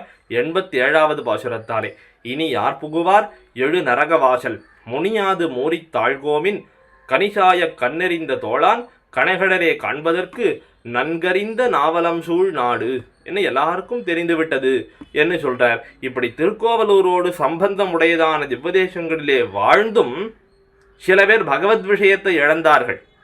ஆழ்வார் திவ்யதேச சம்பந்தம் வேணும்னு சொன்னார். நான் ஒரு திவ்யதேசத்தில் இருக்கேன், திருக்கோவலூரில் இருக்கேன், திருவல்லிக்கணியில் இருக்கேன், மொத்தம் எதோ பல திவ்யதேசங்கள் ஆழ்வார் தினசரி நாங்குநேரி பல திவ்யதேசங்கள் இருக்கேன். ஆனால் அந்த திவ்யதேசங்களிலே இருந்தும் பகவத் விஷயத்தை விட்டு வேறு சில விஷயங்களிலே மண்டி திரிகிறார்களே சில சம்சாரிகள், அவர்களுடைய நிலை என்ன என்று பார்த்தால் ஆழ்வார் பார்க்கிறார். இப்படி இல்லாமல் சம்சாரிகள் இருக்கா? பக்கத்திலே திவ்யதேசம் இருக்கு, அங்கே இருந்து கொண்டு ஒரு எம்பெருமானுக்கு கைங்கரியங்களை பண்ணணும் அப்படிங்கிற ஒரு நிலை இல்லாமல் அங்கேயே ஏதோ விஷயங்கள்ல மண்டி திரிகிறார்களே இந்த சம்சாரிகள், அவர்களை எல்லாம் பார்த்தார். தன்னுடைய நிலையை பார்த்தார். இவாளை திருத்துறது என் வேலை இல்லைன்னுட்டார். ஏன்னா வழிப்பறி பண்ற இடத்துக்கு நான் போனேன், என்னுடைய கைப்பொருள் களவு போகவில்லை, நான் தப்பிச்சுட்டேன், அதனால எனக்கு இப்ப சந்தோஷமாக இருக்கிறது. அதனாலே என்னுடைய முக்கரணங்களாலும் நான் பகவத் விஷயத்துல ஈடுபடுகிறேன். அடுத்த வாடிக்கு என்னன்னா எனக்கு என்ன வந்தது அப்படின்னு பிறருடைய இழவை அனுசந்திக்காமல் தாம் பெத்த லாபத்தை இப்பாசுரத்தாலே 88வது பாசுரத்தாலே ஆழ்வார் அருளி செய்கிறார். நாடிலும் நின்னடியே நாடுவன் நாள்தோறும் பாடிலும் நின் புகழே பாடுவன் சூடிலும் பொன்னாழி ஏந்தினான் பொன்னடியே சூடுவேற்கு என்னாகிலென்னே எனக்கு. நாடிலும் நின்னடியே நாடுவன், இந்த எம்பெருமானிடத்திலேயே தான் என்னுடைய முக்கரணங்களும் ஈடுபடுதுன்னு சொல்றார். தம்முடைய ஹிருதயம் எதையாவது தேடுகிறதுன்னு சொன்னால் எம்பெருமானுடைய திருவடியை மட்டும்தான் தேடுறது, வேற எதையும் தேடலை. அதே போல நாள்தோறும் பாடிலும் நின் புகழே பாடுவன், எல்லா காலத்திலையும் எது பாடினாலும் எம்பெருமானுடைய திருக்கல்யாண குணங்களையே பாடுகிறது, வேற எதையும் பாடுவதில்லை. எல்லா காலத்தில் பாடினாலும் அல்ப காலத்தில் பாடினாலும் ஏதோ க்ஷுத்ர விஷயங்கள் எல்லாம் பாடலை, எம்பெருமானையே பாடுகிறது. அடுத்து சூடிலும், இந்த தலையானது அடியனுடைய தலை எதையாவது தரிக்க வேணும்னு நினைத்தாலும் பொன்னாழி ஏந்தினான் பொன்னடியே சூடுவேற்கு, இப்படி பொன்னதாக எல்லாரும் ஆசைப்படத்தக்கதான அந்த சுதர்சனம், அந்த சக்கரத்தை பூவேந்தினா போல கையில் ஒரு பூ வச்சுன்னு இருக்கிற மாதிரி எல்லா அழகாக எண்ணமாக தரித்திருக்கிறான் அந்த எம்பெருமான். அவனுடைய அழகிய திருவடிகளையே தலைக்கு அலங்காரமாக தரித்து கொள்ளலாம்படியாக இருக்கிற எனக்கு இப்படி மனோவாக்காயங்கள் முன்னும் எம்பெருமானிடத்திலேயே ஈடுபட்டிருக்கும்படியான எனக்கு என்னாகில் என்னே எனக்கு, இப்படிப்பட்ட எனக்கு என்னாகில் என், இப்படி இது என்னானா என்ன, உலகத்தில் இருக்கிறவர்கள் இதனுடைய பெருமையை அறிந்து பகவத் விஷயத்தை பத்தினா எனக்கு என்ன, பத்தாட்டால் எனக்கு என்ன, அதனால எனக்கு எந்த கவலையும் இல்லையே. அல்லது இப்படிப்பட்ட முக்கரணங்களையும் எம்பெருமானையே அனுபவிக்கும்படியாக கொண்டிருக்கிற எனக்கு நான் இந்த உலகத்தில் இருந்தா என்ன, பரமபதத்தில் இருந்தா என்ன, இரண்டுமே ஒண்ணுதான் என்று சொல்லும்படியாக இதை அடியொத்தித்தான் நம்மாழ்வார் பெரிய திருவந்தாதியில ஒரு பாசுரம் அருளிச்சார். ஆரானும் ஆதானும் செய்ய அகலிடத்தை ஆராய்ந்து அது திருத்தலாவதே சீரார் மனத்தலை வன் துன்பத்தை மாத்தினேன் வானோர் இனத்தலைவன் கண்ணனால் யான். இப்படி சம்சாரிகளை வெறுத்து ஸ்வலாபத்தை பேசுகிறார் ஆழ்வார். சம்சாரிகள் எப்படியோ போட்டோம், இவாளை திருத்துறது என் வேலை கிடையாது, நான் ஒழுங்கா இருக்கேனா, எனக்கு என்னுடைய கரணங்கள் எம்பெருமானிடத்துல ஈடுபடுறதுக்கு தான் நான் பொறுப்பு. சம்சாரிகள் அப்படி இருக்கார்களே, ஏதோ விஷயங்களில் ஈடுபட்டிருக்கிறார்களேங்கிறதுக்காக நான் பொறுப்பாக முடியாது. அதனால ஸ்வலாபத்தில் வேணா நம்ம ஈடுபட்டுக்கலாம் அப்படின்னு தன்னுடைய லாபத்தை பேசி இந்த பாசுரத்தை தலை கட்டுகிறார். நாடினும் நின்னடியே நாடுவன் நாள்தோறும் பாடினும் நின் புகழே பாடுவன் சூடிலும் பொன்னாழி ஏந்தினான் பொன்னடியே சூடுவேற்கு என்னாகில் என்னே எனக்கு. என்ன ஆழ்வார் இந்த 88வது பாசுரத்தில் அருளி செய்கிறார். மேலே 89வது பாசுரத்திலே இப்ப இத்தனை பாசுரங்களாலே ஏற்பட்ட பகவத் அனுபவம் இருக்கு இல்லையா, இந்த ஆழ்வாருக்கு ஏற்பட்டதான இந்த பகவத் அனுபவமானது ஆழ்வாருக்கு ஒரு பெருமையை சேர்க்கிறது. அதனாலே தமக்கு ஏற்பட்ட பெருமையினை இப்பாசுரத்தாலே பேசுறார். ஆழ்வார் தற்பெருமை பேசுறாரே சுவாமி, அப்படின்னு கேட்டால் பகவத் பாகவத ஆச்சாரிய அனுகிரகமடியாக ஏற்பட்ட பெருமையை தாராளமாக பேசிக்கொள்ளலாம். என்ன இவ்விடத்தில் ஆழ்வார் தமக்கு இந்த பகவத் அனுபவத்தினாலே ஏற்பட்ட பெருமையினை பேசுகிறார். எனக்காவார் ஆரொருவரே, எம்பெருமான் தனக்காவான் தானே மத்தல்லால், புனக்காயாம் பூமேனி காண பொதிய விழும் பூவைப்பூ மாமேனி காட்டும் வரம். எம்பெருமான் எனக்காவார் ஆரொருவரே, எனக்கு ஒப்பாக ஒருவர் உண்டா அப்படின்னு ஆழ்வார் கேட்கிறார். யாருமே இல்லை, எனக்கு ஒப்பாக யாருமே இல்லை அப்படின்னு சொல்றார். ஏன்னா இதர சேஷத்துவமே வடிவெடுத்தவர்கள் இந்த சம்சாரிகள். இன்னைக்கு ஒருத்தர் இடத்துல கைங்கரியம் பண்ணுவா, நாளைக்கு இன்னொருத்தர் இடத்துல கைங்கரியம் பண்ணுவா, கடைசி வரைக்கும் எம்பெருமான இடத்துல மட்டும் வரமாட்டா. இவ்வளவுதான் சம்சாரிகள். இந்த சம்சாரிகள் பகவத் விஷயத்துல பழக்கமே இல்லாதவர்கள். அப்படிப்பட்ட பகவத் விஷயத்துல பழக்கமே இல்லாத சம்சாரிகள் எனக்கு ஒப்பாக மாட்டார்கள். பகவத் விஷயமே வடிவான எனக்கு ஒப்பாக மாட்டார்கள். பகவத் சேஷத்துவமே வடிவான எனக்கு ஒப்பாக மாட்டார்கள் என்ன இந்த ஆழ்வார் இதை நான் சொல்லி காட்டணுங்கிற தேவையே இல்லைன்னு சொல்லிக்கிறார். அடுத்து வருத்தப்பட்டு பகவத் விஷயத்தை அந்த பகவத் அனுபவத்தை பெற்றார்கள் வேதவியாசர் முதலான மகர்ஷிகள். ஏன்னா அவர்கள்லாம் உபாயானுஷ்டானம் பண்ணி எம்பெருமானை சேவித்தவர்கள் அல்லவா. அதனாலே அப்படி அந்த வருத்தப்பட்டு ஒரு உபாயாந்தரத்தை பற்றி எம்பெருமான் அடைந்தவனோ நான் அப்படின்னு பார்த்தா அதுவும் கிடையாது. என் கையில் ஒன்றுமே இல்லை. அகிஞ்சனஹா அனன்யகதியின் அந்த எம்பெருமான் திருவடிகளையே சரணமாக பற்றி அவன் அருளாலேயே அவனை அடைந்தேன். அதனால் அது எனக்கு பெருமைதானே. அப்போ மகர்ஷிகளும் எனக்கு ஒப்பாக மாட்டார்கள். மற்றும் இந்த நித்தியசூரிகள் முக்தாத்மாக்கள் இவாள்லாம் எனக்கு ஒப்பாவார்களானா அவர்களும் ஒப்பாக மாட்டார்கள். ஏன்னா நித்தியசூரிகள் இருக்கிற இடம் எப்படிப்பட்டது அப்படின்னா அது நிரந்தரமான ஞானத்துக்கு இருப்பிடம். அங்கே இருக்கக்கூடிய ஞானத்துக்கு இந்த அயர்வு மயர்வு மறப்பு முதலான தோஷங்கள்லாம் கிடையாது. இந்த தோஷங்கள் எல்லாம் இருக்கிற ஞானம் எங்கே இருக்குது? இந்த சம்சார மண்டலத்தில் லீலா விபூதியில் இருக்குது. அப்போது இந்த ஞானத்துக்கு குறைவே ஏற்படாத திருநாட்டிலிருந்து கொண்டு பகவத் அனுபவத்தை பெறக்கூடிய நித்தியசூரிகளை காட்டிலும் இந்த ஞானத்துக்கு குறைவு ஏற்படக்கூடிய இவ்வுலகத்திலே இருந்து கொண்டு பகவத் விஷயத்திலே ஈடுபட்டிருக்கிற நான் எப்பேற்பட்டவன். அதனாலே அந்த நித்தியசூரிகள் தாமும் எனக்கு ஒப்பாக மாட்டார்கள். ஆழ்வார் சொன்னாரே, சீதனையே தொழுவார் வெண்ணுளாரிலும் சீரியரே அப்படின்னு சொல்லும்படியா. சரி, சம்சாரிகள் ஒப்பாக மாட்டார்கள், மகர்ஷிகள் ஒப்பாக மாட்டார்கள், நித்தியசூரிகளும் ஒப்பாக மாட்டார்கள், எம்பெருமான் தானும் ஒப்பாவானா அப்படின்னு பார்த்தால் எம்பெருமான் தனக்காவான் தானே மத்தல்லால். எம்பெருமான் தனக்கு தானே ஒப்பாவான், தானே தனக்குவமன்னு சொல்லிக் கொள்ளும்படியாக இருப்பானே தவிர அவனும் எனக்கு ஒப்பாக மாட்டான்னார். எம்பெருமான் எனக்கு ஒப்பாக மாட்டான்னு சொல்லலாமா சுவாமி அப்படின்னா, எம்பெருமானுக்கு சேஷித்வ ரசம் தெரியும், சேஷத்வ ரசம் தெரியாது. அதனாலே இந்த சேஷத்வ ரசத்தை உடையவனான எனக்கு சேஷியாகிற எம்பெருமான் ஒப்பாக மாட்டான். என்னோடு ஒத்தவர்கள் ஒருவருமே இல்லையே அப்படின்னு சொல்றார். அப்படி எம்பெருமான் தனக்காவான் தானே மத்தல்லால் எனக்காவார் ஆரொருவரே. அப்ப இதனால எம்பெருமானும் எனக்கு ஒப்பாக மாட்டானா நான் உயர்ந்தவன் ஆழ்வார் சொல்லிக்கிறாரானா அதுதான் கிடையாது. ஏன்னா என்னோடு ஒத்தவன் எம்பெருமான் இல்லைன்னு சொன்னேனே ஒழிய எம்பெருமானுடைய உயர்த்திய இல்லைன்னு சொன்னேனா அது சொல்லலையே, அதை பின்னாடியில் சொல்கிறேன் அப்படின்னு ஆழ்வார் சொல்கிறார். புனக்காயாம் பூமேனி காண பொதிய விழும் பூவைப்பூ மாமேனி காட்டும் வரம். இந்த உலகத்தில் உமக்கு ஒப்பு யாருமே இல்லைன்னு சொல்கிறதுக்கு என்ன காரணம் அப்படின்னா, இந்த எம்பெருமான ஒத்த பொருள்கள்னு இந்த உலகத்தில் என்னெல்லாம் இருக்கோ அது எல்லாத்திலையும் அந்த எம்பெருமானுடைய திருமேனியை நான் கண்டேன். இதை வேற யாராவது பார்ப்பாளா? அதனாலே தான் எனக்கு இந்த உலகத்தில் ஒப்பு யாரும் இல்லைன்னு சொன்னேன்னு சொல்கிறார். புனக்காயாம் பூமேனி தன்னுடைய நிலத்தில் இருக்கிறதுனாலே நன்னாக செவ்வி பெற்று விளங்கக்கூடிய இந்த காயாம்பூவினுடைய நிறம் இது எம்பெருமானுடைய நிறமாயிட்டே. காண பொதிய விழும் பூவை பூமேனி. இப்படி பார்க்க பார்க்க அந்த காட்சியை பொறுக்க மாட்டாமல் நன்னாக சிறிது சிறிதாக மலரக்கூடிய பூவை பூ, அந்த பூவை பூவினுடைய நிறம் காயாம்பூமேனின்னு சொல்லப்பட்ட அந்த மேனிங்கிற வார்த்தையை பூவை பூவோடையும் சேர்த்துக்கணும். அப்போ புனக்காயாம் பூமேனி பொதிவிழும் பூவை பூமேனி அப்படின்னு சேர்த்து கொள்ள வேணும். அப்படிப்பட்ட இந்த பூவை பூமேனி காயாம்பூமேனி இது ரெண்டுமே, இந்த பூவைப்பூ காயாம்பூ இது ரெண்டுமே கருமையான நிறத்தோட கூடினவை. இதெல்லாம் எம்பெருமானை இவ்வாழ்வாருக்கு நினைவுறுத்துகின்றன.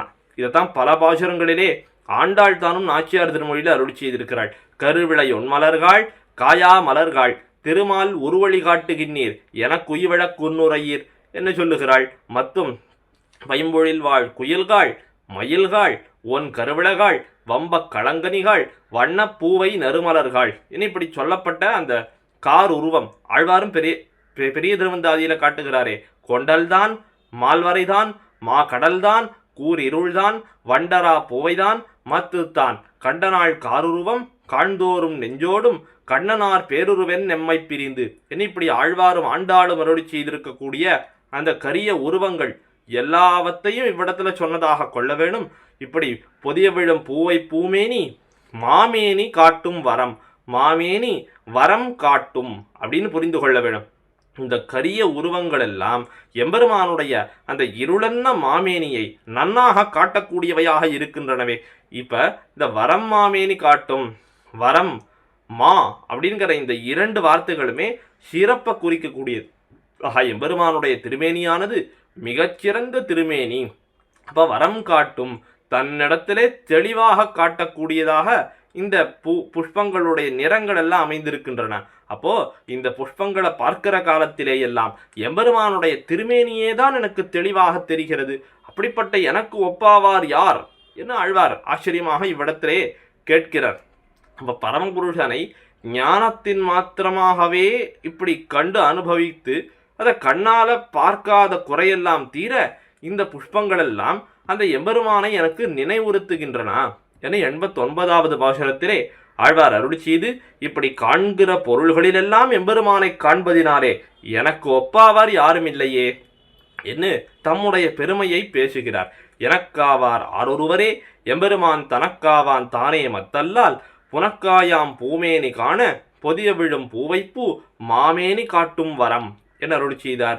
தற்போது 90வது பாசுரம் இப்படி தன்னையொத்த காயாம்பூ பூவைப்பூ முதலானவற்றை எல்லாம் எம்பெருமானை இவ்வாழ்வாருக்கு நினைவுறுத்தி ஆழ்வாரை உயிர் தரிப்பிக்கும்படியாக பண்ணித்து. இதை சொன்ன உடனே பிரகலாதாழ்வானுக்காக விரோதியை போக்கி தன்னை காட்டியருளினானே எம்பெருமான். அப்படிப்பட்ட அந்த எம்பெருமானுடைய அந்த வள்ளல் தன்மை அது நினைவுக்கு வந்தது. அதனாலே இந்த ஆசிரிதர்களுக்காக எம்பெருமான் காரியம் செய்கிறான் என்கிற ஒரு விஷயத்தை காட்ட வேணும்ங்கிறதுக்காக ஒரு நிருசிம்ஹாவதார சரித்திரத்தை சொல்லுகிறார் இந்த 90வது பாசுரத்திலே. அடியேனுடைய விண்ணப்பத்துக்கு விஷயமான 10 பாசுரங்களிலே இறுதியான பாசுரத்துக்கு வந்துட்டோம். 90வது பாசுரம் முதல் திருவந்தாதியிலே வரத்தால் வலினி நைந்து மாதவனின் பாதம் சிரத்தால் வணங்கானாம் என்னே உரத்தினால் ஈரறியாய் நேர்வலியோ நாய விரணியனை ஓரறியாய் நீ இடந்ததூன். நிருசிம்ஹாவதார சரித்திரம்ங்கிறது எத்தனை ஆச்சரியமான சரித்திரம். இந்த அவதாரம் ஒண்ணுதான் நாம் பார்த்த மாத்திரத்தாலே எம்பெருமான் பொதுவாக அவதாரம்னு பண்ணால் அதுக்கு என்ன காரணம் இருக்கும் அப்படின்னு நமக்கு காட்டி கொடுத்தது. மற்ற அவதாரங்கள் வைபவங்கள்லாம் பறக்க பேசியிருப்பார்கள். அதனாலே இதுதான் எம்பெருமானுடைய இந்த அவதாரத்துக்கு பிரயோஜனம் அப்படின்னு பலவாறாக சொல்லலாம். ஆனால் நிருசிம்ஹாவதாரம் தான் இந்த அவதாரத்துக்கு மட்டும் இல்லை, எம்பெருமான் எந்த அவதாரம் பண்ணினாலும் அந்த அவதாரத்துக்கு என்ன பிரயோஜனம் அப்படிங்கிறத நமக்கு காண்பித்து கொடுத்த அவதாரம். அது என்ன பிரயோஜனம்ங்கிறத இதை அனுபவிக்கிற காலத்திலேயே பார்க்கலாம். மாதவ இவ்விடத்துல மாதவான்னு கூப்பிட்டுருக்கார் ஆழ்வார். வரம் கொடுக்கக்கூடிய இந்த இதர தேவதைகள் பிரம்மா ருத்ரன் முதலானவர்கள் அவர்களெல்லாம் உன்னிடத்துல வந்து பணிகிறார்கள். லக்ஷ்மிநாதனாக நீ இருக்கிறதுனாலே இந்த லக்ஷ்மிநாதன் மாதவன் எம்பெருமான கொண்டாடுறது எதனாலே அந்த பிராட்டி தான் எம்பெருமான் பரமாத்மான்னு சொல்லுவதற்கு லட்சணமாக இருக்கிறாள். யார் லக்ஷ்மிநாதனோ அவன்தானே பரமாத்மா. அதனாலே அவனிடத்துல தான் மத்துமுண்டான தேவதைகள்லாம் வந்து பணிகிறார்கள். இப்படி லக்ஷ்மிநாதனான எம்பெருமானாகிய நீ ஈரறியாய், ஈரறியாய்னா இப்படி பிளக்கத்தக்க, ஈறுதல் அப்படின்னா பிளத்தல்னு அர்த்தம். இப்படி பிளக்கத்தக்க எதிரியாக இந்த ஹிரண்யன் பண்ணின பாகவத அபச்சாரத்தை எல்லாம் பார்த்தால் அவனை சும்மாலாம் வதம் பண்ணக்கூடாது, இரு கூறாக பிளந்துதான் வதம் பண்ண வேணும் அப்படின்னு அவனை பிளந்து போடுவதையே அவனுக்கு தகுந்த தண்டனையாக கொடுத்தாயே. ஈரறியாய் பெரிய எதிரியாக வந்தாயே எம்பெருமானே. நேர் வலியோனாய இரணியனை, உனக்கு நேரே பலம் புரிந்திருவனாக தன்னை நினைத்திருந்த இரணியனை, இது எம்பெருமானை நேராக போரிலே எதிரிட்டு நிற்கக்கூடியதான தேக பலத்தவுடைய இரணியனை ஓர் அறியாய், ஓர் அறி, அறினாலே சிம்ஹம், உலகத்துல காணக்கூடிய பிராகிருத சிம்ஹம் கிடையாது, இது உலகத்துல எங்க தேடினாலும் கிடைக்காத அப்ராகிருத சிம்ஹம் நரசிம்ஹம் இல்லையா? அப்படிப்பட்ட ஓர் அரியாய் மற்றும் ஓர் ஹரியாய். ஓர்தல் அப்படின்னா தியானித்தல் அர்த்தம். இப்ப சாத்விகர்கள் யாவரும் தியானிக்கும்படியான நரசிம்ஹம் என்று சொல்லும்படியாக உரத்தினால் நீ ஊனிடந்தது, அந்த ஹிரண்யனுடைய பலம் எல்லாம் கீழ்ப்படியும்படியாக உன்னுடைய பலத்தினாலே அவனுடைய பெரிய சரீரத்தை பிளந்தாயே. அப்படி பிளந்த நீ பிரகலாதாழ்வானிடத்துல வாத்சல்யம் உடையவனான நீ உரத்தினால் ஈரறியாய் அந்த பலத்தினாலே பிளக்க வேண்டிய சத்ருவான அந்த ஹிரணியனை, அந்த ஹிரண்யன் தானே எப்படிப்பட்டவன்? வரத்தால் வலி நினைந்து பிரம்மா முதலானவர்கள் தனக்கு கொடுத்த வரத்தினாலே தான் பலமுடையவன் அப்படின்னு தானே தன்னை நினைத்து கொண்டிருந்தானே தவிர நேரா அவனுக்கு பலமெல்லாம் ஒன்றும் கிடையாது. மத்தொன்னு அவனுக்கு இந்த வரத்தை கொடுத்து அந்த வரத்தாலே இவன் பலமுடையவன் அப்படின்னு இவன் நினைக்கிறான்னா அதுக்கு காரணம் என்ன? அந்த வரங்களை இவனுக்கு கொடுத்தவர்களுக்கு இந்த வரத்தை நீ இவனுக்கு கொடுக்கலாம் அப்படின்னு கொடுத்ததான அந்த வரப்பிரதான சக்தி அது ஒன்னிடத்திலிருந்து வந்ததுன்னு அவனுக்கு புரியவே இல்லையே. அது புரிஞ்சிருந்தா தானே அவன் பலவான். அது அவனுக்கு புரியவே இல்லையே, அதனால அவன் பலவானே கிடையாது. இப்படி வரத்தால் வலி நினைந்து நின் பாதம் சிரத்தால் வணங்கான். இப்படி நின் பாதம் அவன் வணங்கி வரம் பெற்ற இந்த பிரம்மா முதலானவர்கள் எல்லாம் உன் திருவடி தாமரையை பத்தி தான் அவனுக்கு வரம் கொடுக்கிற சக்தியை பெற்று கொண்டார்கள். அதை புரிஞ்சுக்கலையே. மாதவ நின் பாதம் தாயும் தந்தையுமாக சேர்ந்திருக்கக்கூடிய உன் திருவடிய சிரத்தால் வணங்கானாம் என்னே. தன் தலையாலே இவன் உன்னை வணங்கவில்லை, இந்த ஹிரண்யன் உன்னை வணங்கவில்லை அப்படிங்கிறதால தான் இந்த ஹிரண்யனை இப்போது நீ பிளந்தாயா அப்படின்னு ஆழ்வார் இந்த நரசிம்ம பெருமானை நோக்கி கேட்கிறார். எதனால் இப்படி கேட்கிறார்? இந்த கேள்விக்கு இது என்ன கருத்து அப்படின்னு பார்த்தால், ஹிரண்யன் உன்னை வணங்குறதால உனக்கு ஏதாவது பெருமை ஏற்பட போறதா? அப்படி ஏதேனும் ஏற்படுமானால் அவன் உன்னை வணங்கலைங்கிறதுக்காக நீ அவனை வதம் பண்ணலாம். அவன் உன்னை வணங்காதது உனக்கு ஒரு எந்த விதமான சிறுமையும் கிடையாது எம்பெருமானுக்கு. அவன் வணங்குவதாலேயும் எம்பெருமானுக்கு எந்த பெருமையும் கிடையாது. அப்போ இந்த எம்பெருமான் எதுக்காக இந்த ஹிரண்யவதம் பண்ணினான் என்று பார்த்தால், இந்த பிரகலாத ஆழ்வானாகிற பரம பாகவதோத்தமன் அவனை படாத பாடுபடுத்தினான் அல்லவா, அந்த பாகவத அபச்சாரம் பொறாமையினாலே இந்த கடும் சீத்தம் கொண்டான். என்ன இதுக்கு அந்த கேள்விக்கு தான் பதில். ஆழ்வார் கேள்வியோட பாசுரத்தை முடிச்சிட்டார். என்ன கேள்வி கேட்டார்? உரத்தினால் ஈரறியாய் நேர்வலியோனாய இரணியனை ஓரறியாய் நீ ஊன் இழந்தது வரத்தால் வலி நினைந்து நின் பாதம் சிரத்தால் வணங்கானாம் என்னே. அதனால தான் நீ அவனை வதம் பண்ணியா? இதனால் இப்படி அவனை வதம் பண்ணினதுக்கு காரணம் இந்த ஹிரண்யன் உன்னை வணங்கவில்லை என்பதுதானா அப்படிங்கிறது தான் ஆழ்வார் கேட்ட கேள்வி. இவ்வளவுதான் பாசுரம், இவ்வளவுதான். அதுக்கு பதில் யார் அருளி செய்தார்னு பார்த்தால் சுவாமி கூரத்தாழ்வான் அருளி செய்தார். யத் அபராத சஹஸ்ரம் அஜஸ்ரஜம் த்வை சரண்ய ஹிரண்ய உபாவஹத் வரததேன சிரந்தம் அவிக்ரியஹ விகிருதிமர்பக நிர்பஜ நாதகாஹா என குரத்தாழ்வான் அருளி செய்திருக்கிறார் அற்புதமாக தம்முடைய வரதராஜ ஸ்தவத்திலே. இப்படி வரதராஜனாகிற எம்பெருமான், இந்த எம்பெருமான் எதுக்காக ஹிரண்யவதம் பண்ணினான் என்று பார்த்தால், இப்படி இடைவிடாமல் பண்ணப்பட்ட ஆயிரக்கணக்கான அபச்சாரங்களை உன்னிடத்திலே புரிந்திருந்தான் அந்த ஹிரண்யன். அதுக்கெல்லாம் நீ கோபமே அடையலை. ஆனால் பிரகலாதனை துன்புறுத்தினான்னு ஒன்று பார்த்தாய். அதனாலே அல்ப காலத்தில் கொஞ்ச காலத்திலேயே அவன் பேரில் கடுங்கோபம் கொண்டாயே என்று குரத்தாழ்வான் இந்த பாசுரத்தில் ஆழ்வார் கேட்ட கேள்விக்கு ஆழ்வான் தான் தன்னுடைய ஸ்தோத்திர பாடத்தில் பதில் சொல்லியிருக்கார்.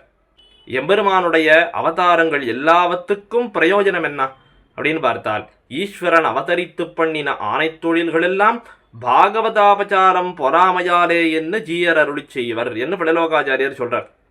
ஜீயர் சொல்லுவாராம், எம்பெருமான் அவதாரத்துக்கு பொதுவான காரணம் என்ன? பாகவதாபச்சாரம் பொறாமை. ஒரு விஷயம் பாருங்கள், ஒன்னமே வார்த்தோம் நம்ம, வரை குடைதோள் காம்பாக ஆணிரை காத்தவார் என்னே அப்படின்னு பார்க்கிறோம்.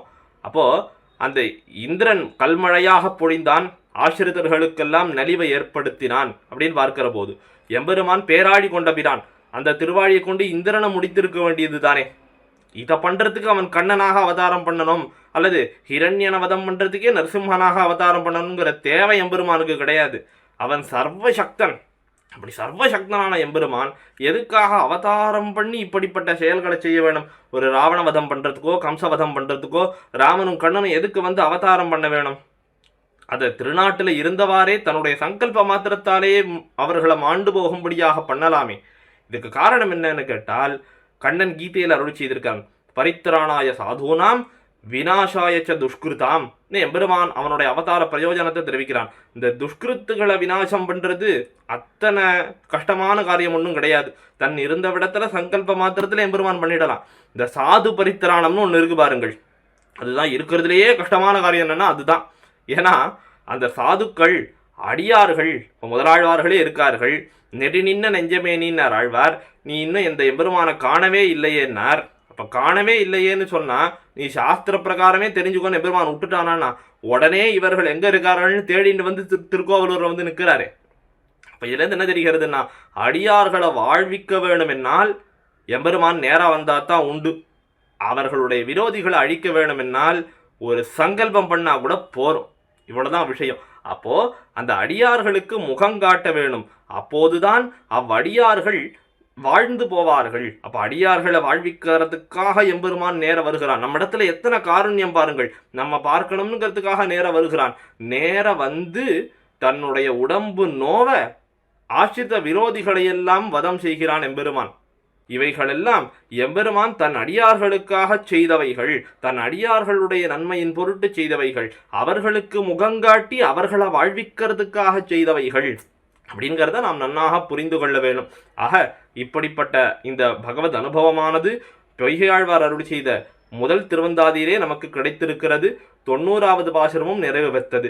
வரத்தால் வழி நினைந்து மாதவன் இன்பாதம் சிரத்தால் வணங்கானாமென்னே உரத்தினால் ஈரறியாய் நேர்வலியோனாய இரணியனை ஓரறியாய் நீ இழந்ததோன் என்ன ஆழ்வார் அருள் செய்திருக்கிறார்.